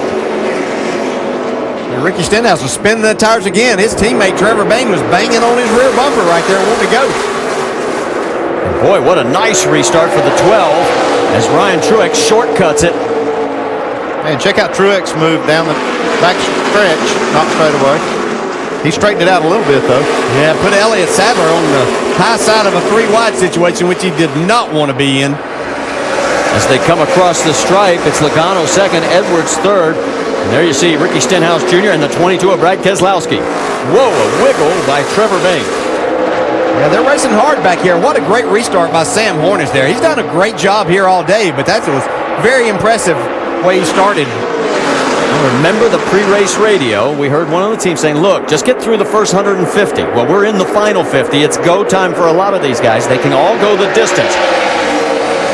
Stenhouse gets down on the low side, and it allows Keselowski to come up alongside, and he may pass him on the high side here. I like the way this groove is coming in on the outside. We've seen some passes being made out there. Yeah, Logano hanging tight on the high side here. Guarantee all the Cup drivers are hoping and praying there's no rain tonight. It's in the forecast because they're liking what they see, too. Man, check this out. Giving some room on the outside. Keselowski's going to make it work. How about that pass? What a move. Brad Keselowski. That was you can do it. My money in cash. yeah. So, yeah, what was that about? Peanut butter and jelly? I think he found the peanut butter. He got what he was looking for right there. While all this is going on, let's check in with Dr. Jerry Punch. James Busher out of the care center. James, what happened? Just short after a restart, fighting for position, and I guess that's what happened when you're side by side with Stephen Wallace. You end up wrecked. Earlier in the day, I kept diving the inside of him. He kept dropping me off. Told my spotter, tell his spotter that if he kept doing it, we might have to use our bumper to get around him, and he would end up wrecked. We never had to, and I gave him room to race. Later on, he's inside of me for one lap and takes us out. So it's unfortunate. X-High battery Chevy is fast.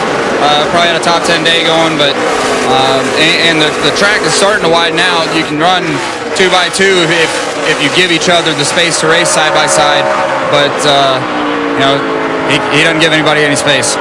All right, James Busher, Marty. All right, thanks, Doc. As all this action continues, there's the 18 of Logano trying to hold off Ricky Stenhouse Jr. And look at Sam Hornish Jr. He's pulled out a 1.1 second lead. He's led 4 times this year, including a career-high 39 back at Iowa. Well, Roger Penske has to be really happy. He's got both of his cars running 1-2. That was a great move, though, by Keselowski to get that second spot. That is the battle for third on the screen. The key word there I want to go back to is Iowa, where Sam had the most laps led. Ricky Stenhouse had his 2 wins at Iowa. Is there any real similarity between these 2 tracks? I didn't really think there was that much, but this is obviously maybe showing us there is some.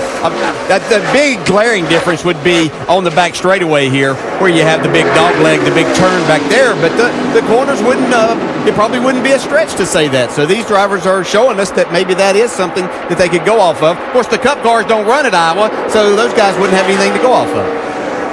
Well, and they both have the progressive banking through the corner, so that's a similarity as well. And boy, as this groove has widened, it has really, as Keselowski just showed us a few laps ago, really made for some interesting and exciting racing. Yeah, Keselowski just ran one of the fastest laps of the race last lap.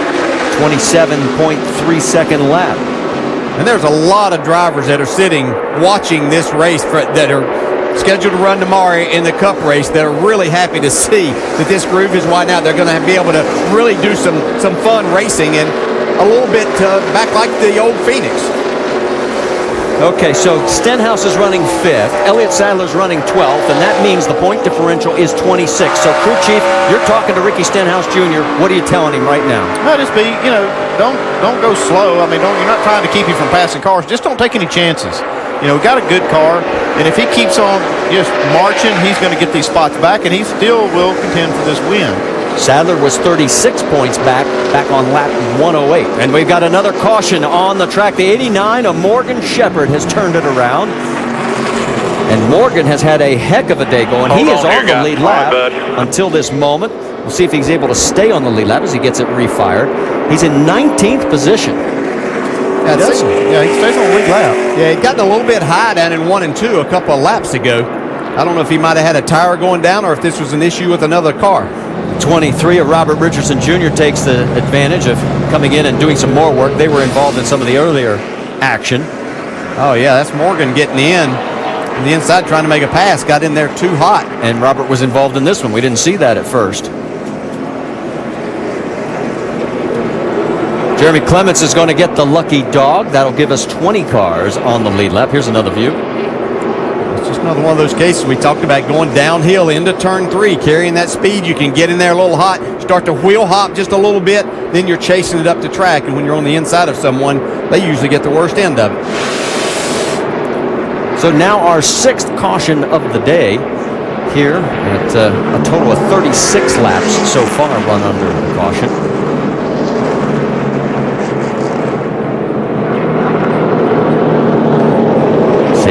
Jr. had his 1.1 second lead wiped out. His teammate Brad Keselowski right along behind him there in the 2nd spot.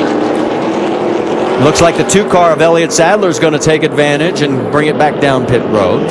He comes in from the 12th position. Also, you see Ron Hornaday coming in as well as several others, including David Stremme, Michael Annett, and the 34 of Ricky Carmichael. I think Sadler had to do something. What he was doing there wasn't working. He got to try to make up a few spots, at least get back into the top 10 before this is over. Yeah, he was running 12th and not going forward. He was going basically backwards. So they're going to make a swing at it right here. Put some tires on it and change this car around a little bit. Vince? That's exactly right, guys. 3 rounds down on the track bar, 1 round down on the right rear wedge, 4 tires, just chattering that right rear a little too bad. Elliot said we got to do something. So they take the 4 tires here and head back out. Yeah, he had taken 2 tires the last time on that stop. That did not work for him. See if these 4 and some big adjustments can help him. Those 2 tires are working for Sam Hornish, though. All right, we'll reset it for you when we come back here to Phoenix International, as there is what put us under our 6th and current caution.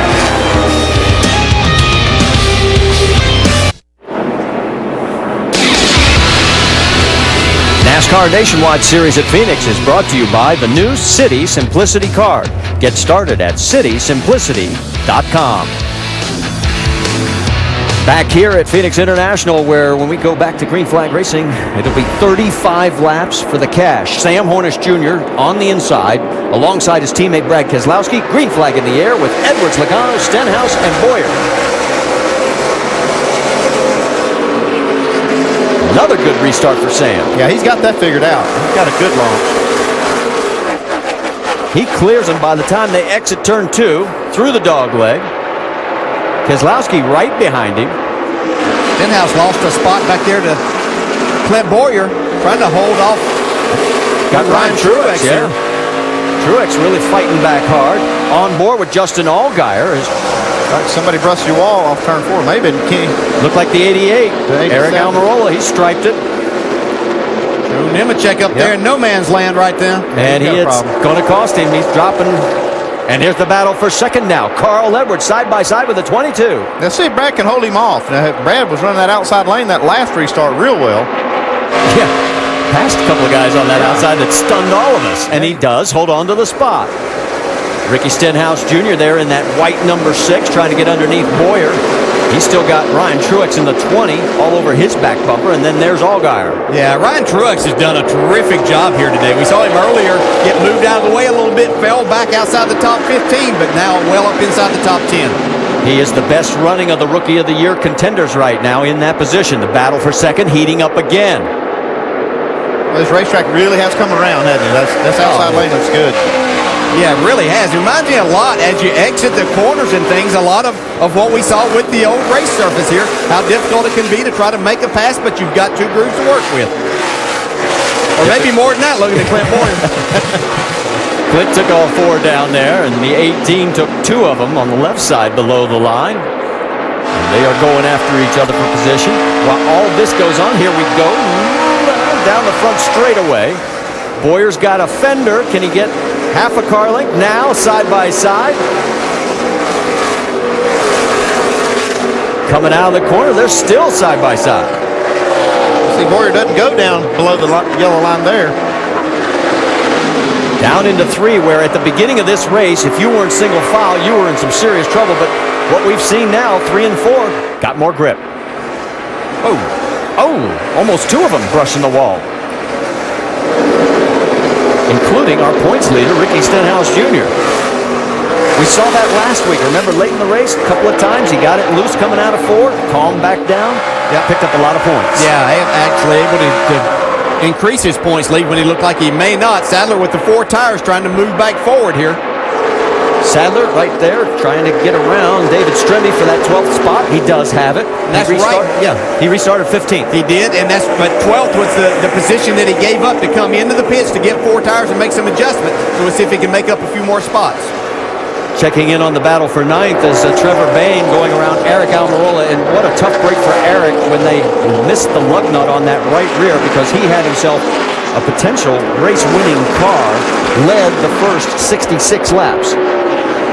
Even with that right side contact with the wall, he's still able to hang on. He's got that 9th spot by just about a nose. Here comes Trevor.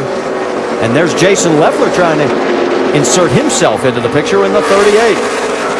And Sadler coming, too. They made some adjustments on that car when they made that last pit stop. It looks like it's a lot better than it's been all day. Well, I remember talking to them on Friday, and I said, you know, that last set of tires they got at Texas just hurt them. It just wasn't good, and that's why they fell back. Maybe they got the lucky set of tires this week on this last run, as he is trying to fight his way back.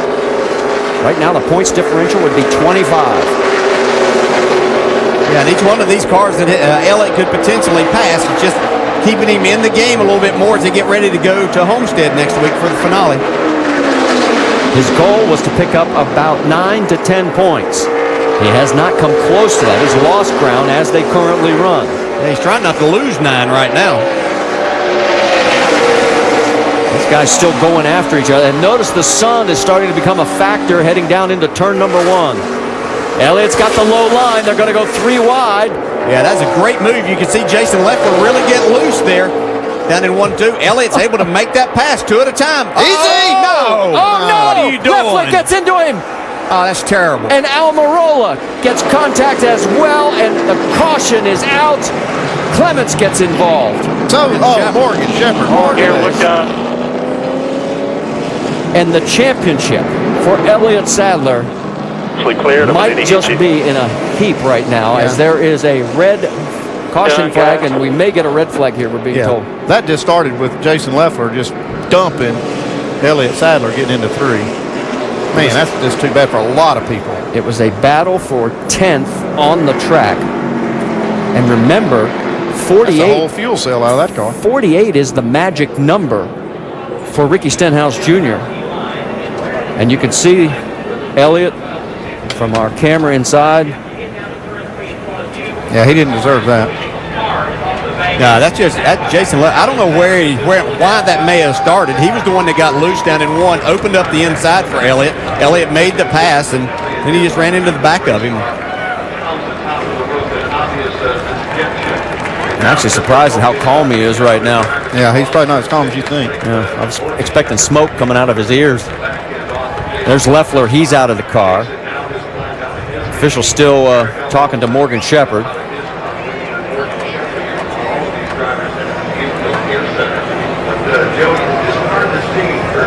We'll have to wait and sort out exactly. There's Eric Almirola.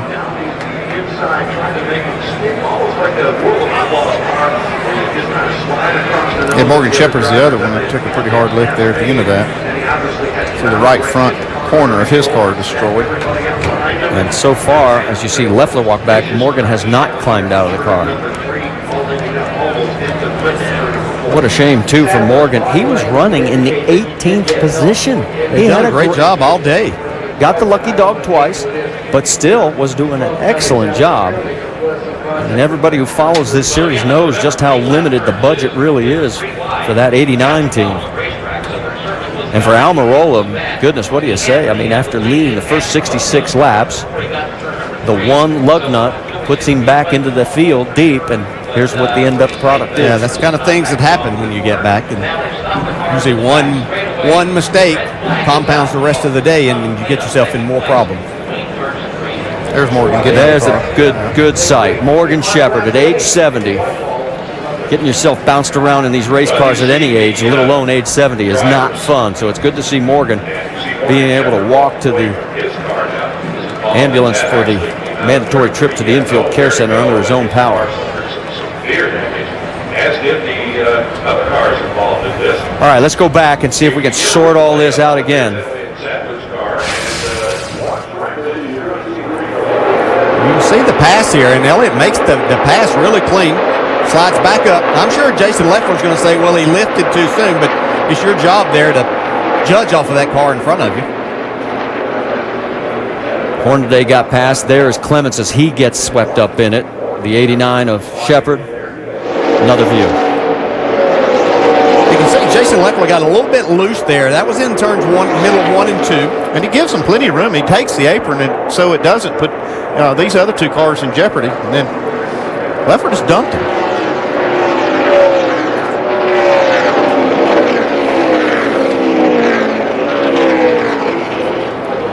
There's J.D. coming in. Wow. Yeah, by Morgan Shepherd. Up until this moment, Elliot Sadler was the only driver running at the finish in all 32 races of 2011. Unfortunately for Elliot and his fans, that string's over. That tells it all right there.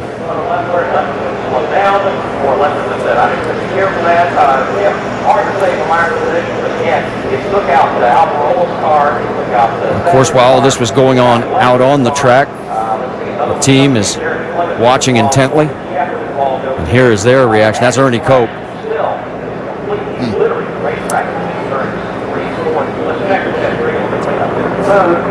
And then watch the 89. Oh, just caught the corner of Leffler. That's what knocked the fuel cell out of that 38 car. That lick from Morgan Shepherd. Man.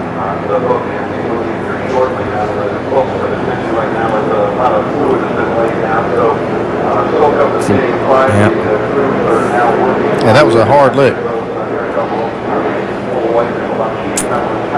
And here was Elliott's somewhat subdued gesture,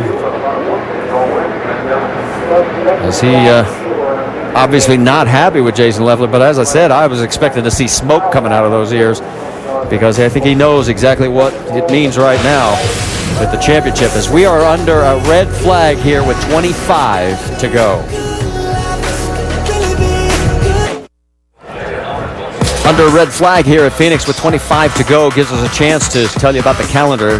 Tonight at 12:15 a.m. on ESPN2, NHRA Finals, the Automobile Club of Southern California qualifying. Everything else is Sunday, 9 a.m. Eastern. We'll kick it off with NASCAR now, and then we'll close it at 10 o'clock Eastern with NASCAR now. Both those on ESPN2. In between, we'll have the Cobalt Tools 500 at 2 o'clock Eastern on ESPN, and the NHRA Finals. Big showdown in Top Fuel and Funny Car, 7 o'clock Eastern on ESPN2. Don't forget to join Goodyear and NASCAR in saluting America's Armed Forces and give back by helping support our troops. Please visit Goodyear.com/support our troops to learn more. Goodyear, the official tire of NASCAR. All right, let's go on board with Elliot Sadler through this entire sequence. And the picture's going to drop out for a moment, but it will come back. Here we go. So the big run, he got off turn 2. They get into the dog leg, takes the big, just way below the line, makes the clean pass. There's the nudge. Now, don't think it's wrong with your television. There we are, we're back. Yeah, this is still happening. Ouch. And you know, as they went through the dogleg and Elliott went all the way down to the apron, he was actually doing the other two drivers a favor by not pinching them and putting them in a bad position as they went through there. You can see the 38 and the 88 both would have been compromised if Elliott stays up on the track right there. But he makes the pass cleanly, and then Jason Leffler just doesn't get out of the throttle and onto the brake and runs squarely into the back of Elliot Sadler.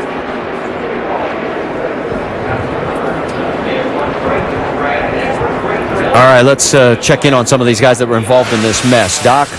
Eric Almirola out, sort of good to see you're okay, Eric. Let's talk about what happened in this incident here. Man, I got in the wall off of 4 there trying to pass Allgaier. I just barely got out in the fuzz, and my car just took off, and I bent the splitter brace down, and it's just a shame. We had an awesome Swabman Chevy today. It was really fast, and the track started tightening up, and we didn't keep up with it quite fast enough, and so when we come down to make an adjustment to free our car up, we had a lug nut fall off on the right rear, and we had to come back down pit road. So we went from running in top 5 all day to restarting in 22nd or whatever. So track position with the one-lane racetrack is really, really tough. And we fought hard to get back to 10th in a hurry, and I thought we were going to be okay. And just one mistake, just barely getting in the gray over off of 4 and bent the splitter brace down. And then it looked like Leffler just running the back of the 2. I'm not sure why he would have done that, but he flat out crashed the 2, and I didn't have anywhere to go. We all ended up crashing, but it's a shame. Everybody at Junior Motorsports works really hard, and we had a pretty good car. I was pretty proud of the car we had today, and I hate that it ended like that. Potential race-winning car now crashed, and he's back in the garage area, guys. All right, tough break for Eric Almirola, and there you see Jason Leffler as we're approaching the top of the hour.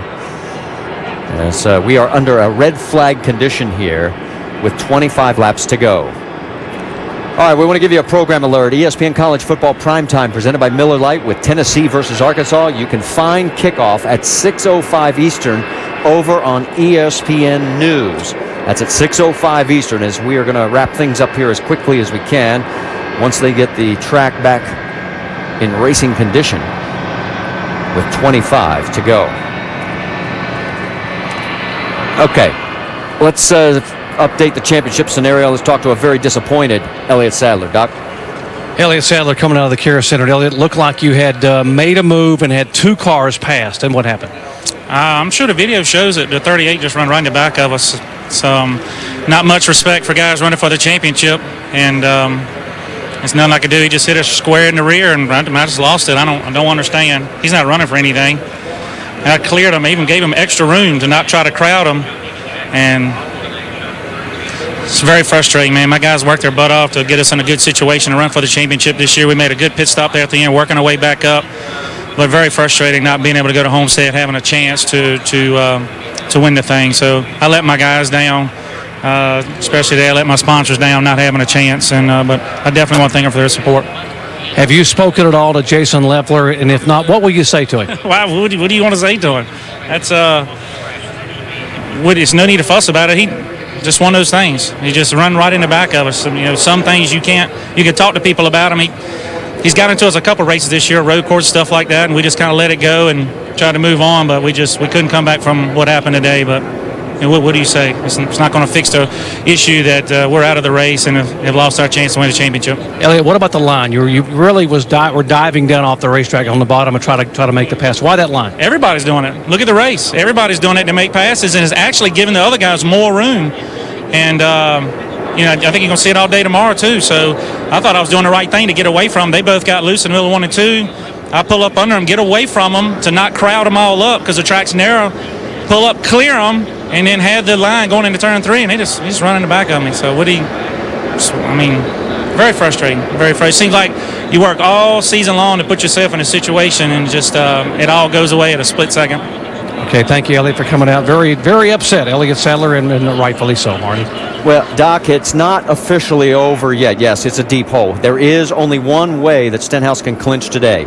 He must win. He has to lead the most laps, which he has done so far, and Elliot must be 27th or worse. Now, Elliot could end up 28th if Duke stays out on the track and finishes the remaining laps, but that's the only way. And right now, Ricky Stenhouse Jr. is running in the 6th position, so it's still going to be a long road to go, but he'll mathematically pretty much have a chance unless that scenario takes place. All right, we are back under caution, as it is now our 7th caution, and let's check in with Jamie Little. She's caught up with Jason Leffler. Well, during that interview with Elliot Sadler, Jason Leffler was standing 4 feet away, and Jason, you severely impacted his chances at his first NASCAR championship.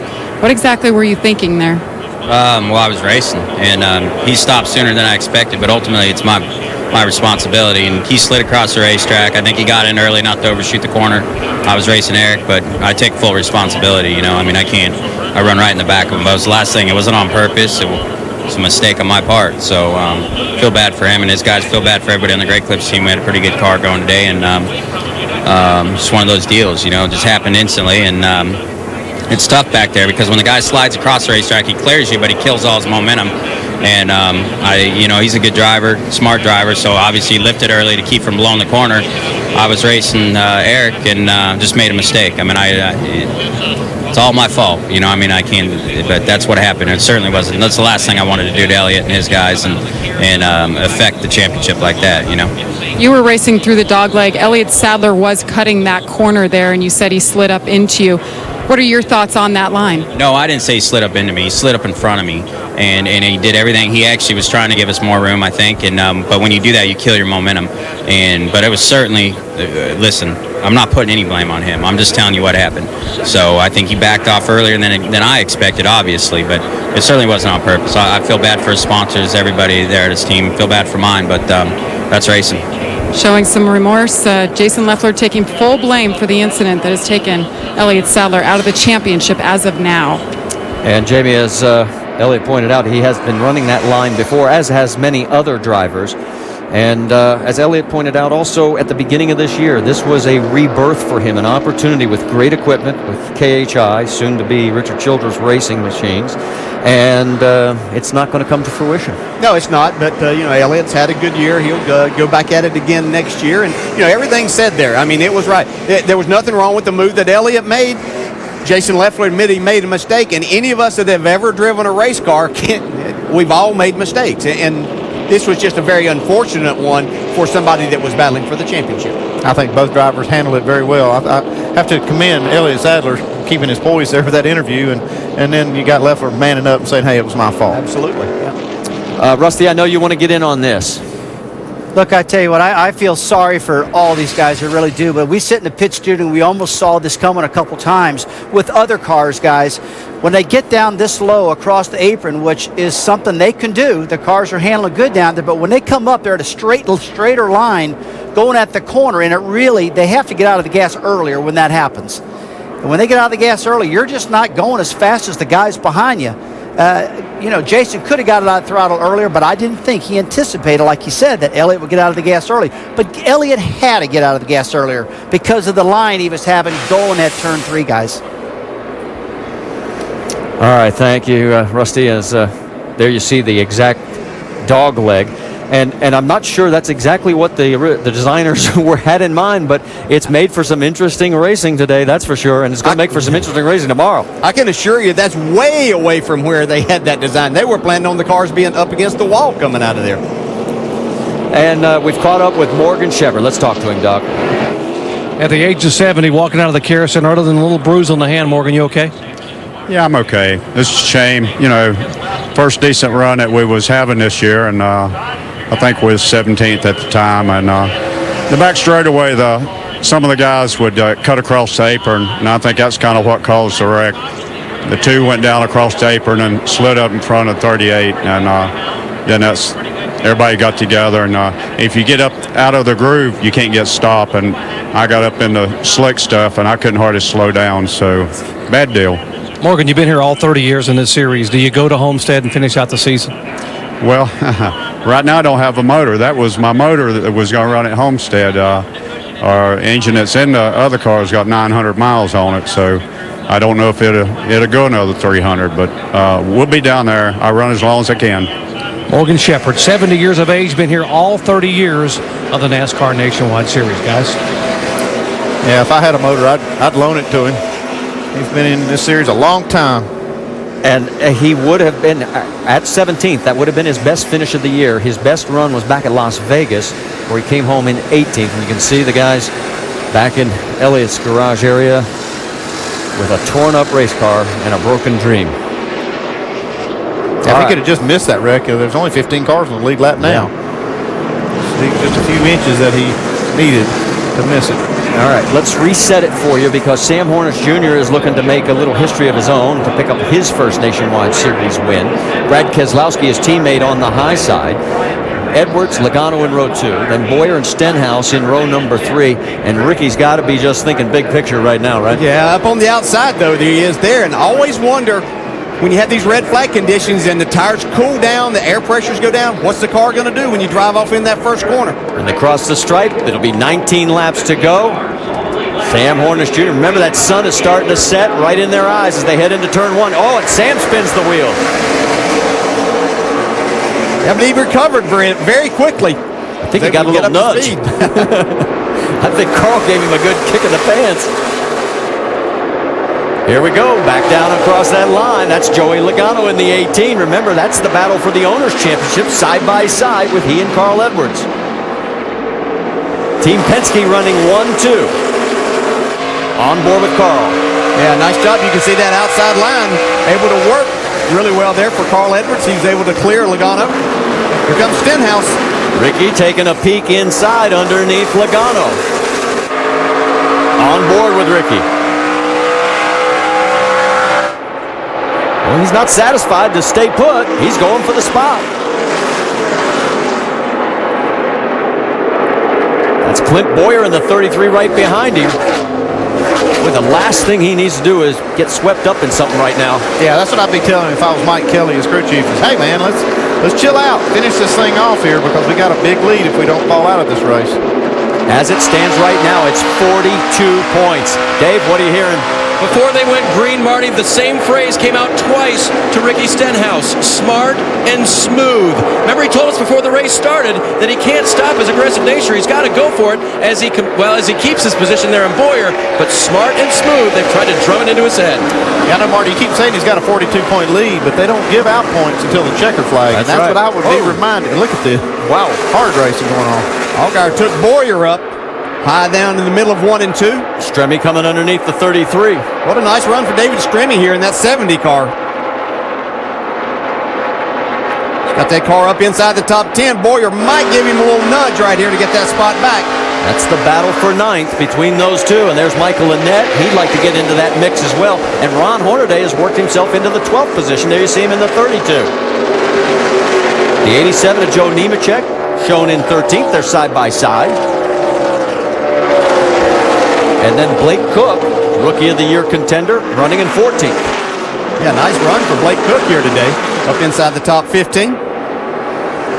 See, Carl Edwards, if he could get clear of Brad Keselowski, he might be able to make a run at Sam Hornish. But I'm impressed with Sam Hornish. Sam's done a great job, and he looks like he's got a real good shot at winning this thing. He sure does, and I think that Brad Keselowski is going to help him out as much as he can. Hold Carl Edwards back there if Brad can't get to him.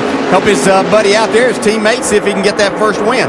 I don't think Brad can get to him. I mean, Sam's car, he was pulling away the last time when the caution came out, and he's doing it again. Yeah, he just ran the fastest lap that's been running this race. Sam Hornish did last lap. 27.2 seconds. As he continues to knock the laps down, Jamie Little, what are you hearing? Well, Marty, anybody who's watched Sam Hornish Jr. race, whether it's an Indy car or a stock car, knows he likes the high side. On those last 2 restarts, he wanted the outside. You see Roger Penske, his boss on the left, he said, Sam, I haven't seen passing on the outside. I say you go to the inside. So Sam has done that 3 times now, and it has panned out. Remember, this is just his 32nd start in the NASCAR Nationwide Series. He's been a part-time driver. This could be his first win. Marty? And as everybody knows, we've had those reports that he's going to be in the series full-time next year. The deal is not officially sealed, but boy, I'll tell you what, a win could help go a long way on that. Let's get an update on the man running in second place. How about it, Dave? Pretty happy with this race car, and perspective is everything in racing. Listen to Brad talk about today's event. I don't know, man. A lot of people said different things about this race. So far, I think it's been pretty good. I might be a little biased, but Lots of racing for sure. The grooves are there, so that's good. A very positive guy, and a guy, by the way, who passed way on the outside of this racetrack. As you guys mentioned, that'll be a good note for him in tomorrow's Cup race. Yeah, he's been making his own groove today. 10 laps to go, separating Sam Hornish and Brad Keselowski from not only Sam's first win, but a 1-2 finish for Team Penske. Yeah, the Penske cars have separated themselves now from Carl Edwards. Yeah, and I know Sam Hornish has won the Indianapolis 500, but this would be big in his book to put this on his resume. Stenhouse and Trevor Bayne, of course, picked up their first nationwide wins this year. And, of course, Ricky came back to sweep Iowa. Trevor picked his up last time out at Texas. This would be the 3rd first-time winner in the series. Yeah, what makes this impressive for Sam is that he doesn't run this series on a regular basis, or hasn't run it this year on a regular basis, and he has really done a good job today. Boy, he's laying down really good laps here. Just impressed with what he's doing with his race car. He just keeps being the fastest car out here right now.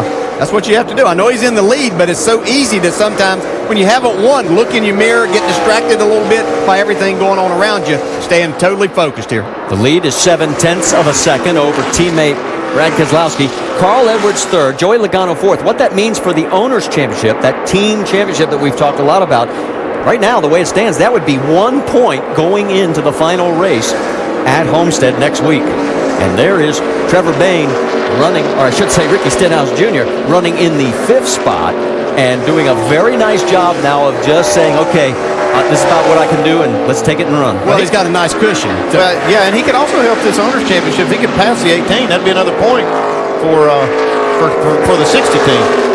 Basically make it a tie. Well, Ford clinched the Manufacturers' Championship in the series last time out at Texas. Trevor got his first win. That was 2 of their goals. The championship for Ricky is another one. And the Owners' Championship is the 4th. I'm sure Mike Kelly's sitting down there thinking, let the 60 worry about that next week. He can do what he can do. Yeah. You just hang right there. He's got a nice little cushion between 5th and 6th. Nobody behind close to Ricky Stenhouse there, so he's kind of ease around here. All right, so now with 5 laps remaining, the lead is still 0.7 of a second. We're looking at the battle with Joey Logano there for a moment. There's the captain, Roger Penske. Has to be extremely happy having both his cars in the top 2 spots.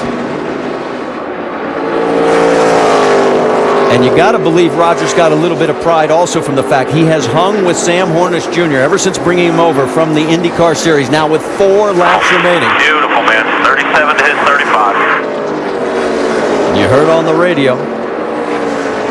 That glimpse you saw there was Ryan Truex and Clint Boyer. That's 7th and 8th on the racetrack. But all eyes right now are focused on the number 12 of Sam Hornish Jr. A winner here at Phoenix in the IndyCar Series, and now just 3 laps away from being a winner in the NASCAR Nationwide Series. Well, we've said it a number of times, this would be great. It's going to be great for his career right here, but if he could get something put together solidly for next year. Another championship contender right here for next year in this series. And Chad Walter is crew chief. He's a great, capable crew chief too, and they've worked so well together. You can see they've had fast cars more than once this year. There's Ricky Stenhouse Jr. still running in that 5th spot. Right now, it would be a 41-point margin. The magic number coming out of here is 48. 2 laps remaining here at Phoenix International. And there is Sam Hornish Jr. And Brad's kind of sneaked up just a little bit. Yes, Sam got held up by the lap car there just a little bit, but he's not going to get to him. Just one more solid lap here. Here we go. White flag is out. Just 1 mile remaining here on this new configuration for Sam Hornish Jr. to pick up his first win in the NASCAR Nationwide Series. Roger Penske on the left, looking on. Through the dogleg for the final time and into 3. Oh, it's just been so solid. They took those 2 tires, and on the restart, he was able to jump out there, get the lead, and wasn't going to be denied of this victory. Here he comes out of turn number 4, his first Nationwide Series win and a 1-2 finish for Team Penske. Sam Hornish, your winner. Brad Keselowski second, Carl Edwards and Joey Logano with Ricky Stenhouse Jr. in 5th place. So Ricky Stenhouse Jr.'s lead going into the final race will be 41 points. He cannot clinch it until next week. Now, the Cobalt Tools 500 at Phoenix is going to be tomorrow at 2 o'clock Eastern on ESPN. Coming up next here will be ESPN College Football Primetime presented by Miller Lite, Tennessee versus number 8 Arkansas. Now, we are going to be coming back to you on ESPN News with all of our interviews and post-race reaction. So stay with us. We'll talk to Sam Hornish Jr. and we'll see you over on ESPN News when we turn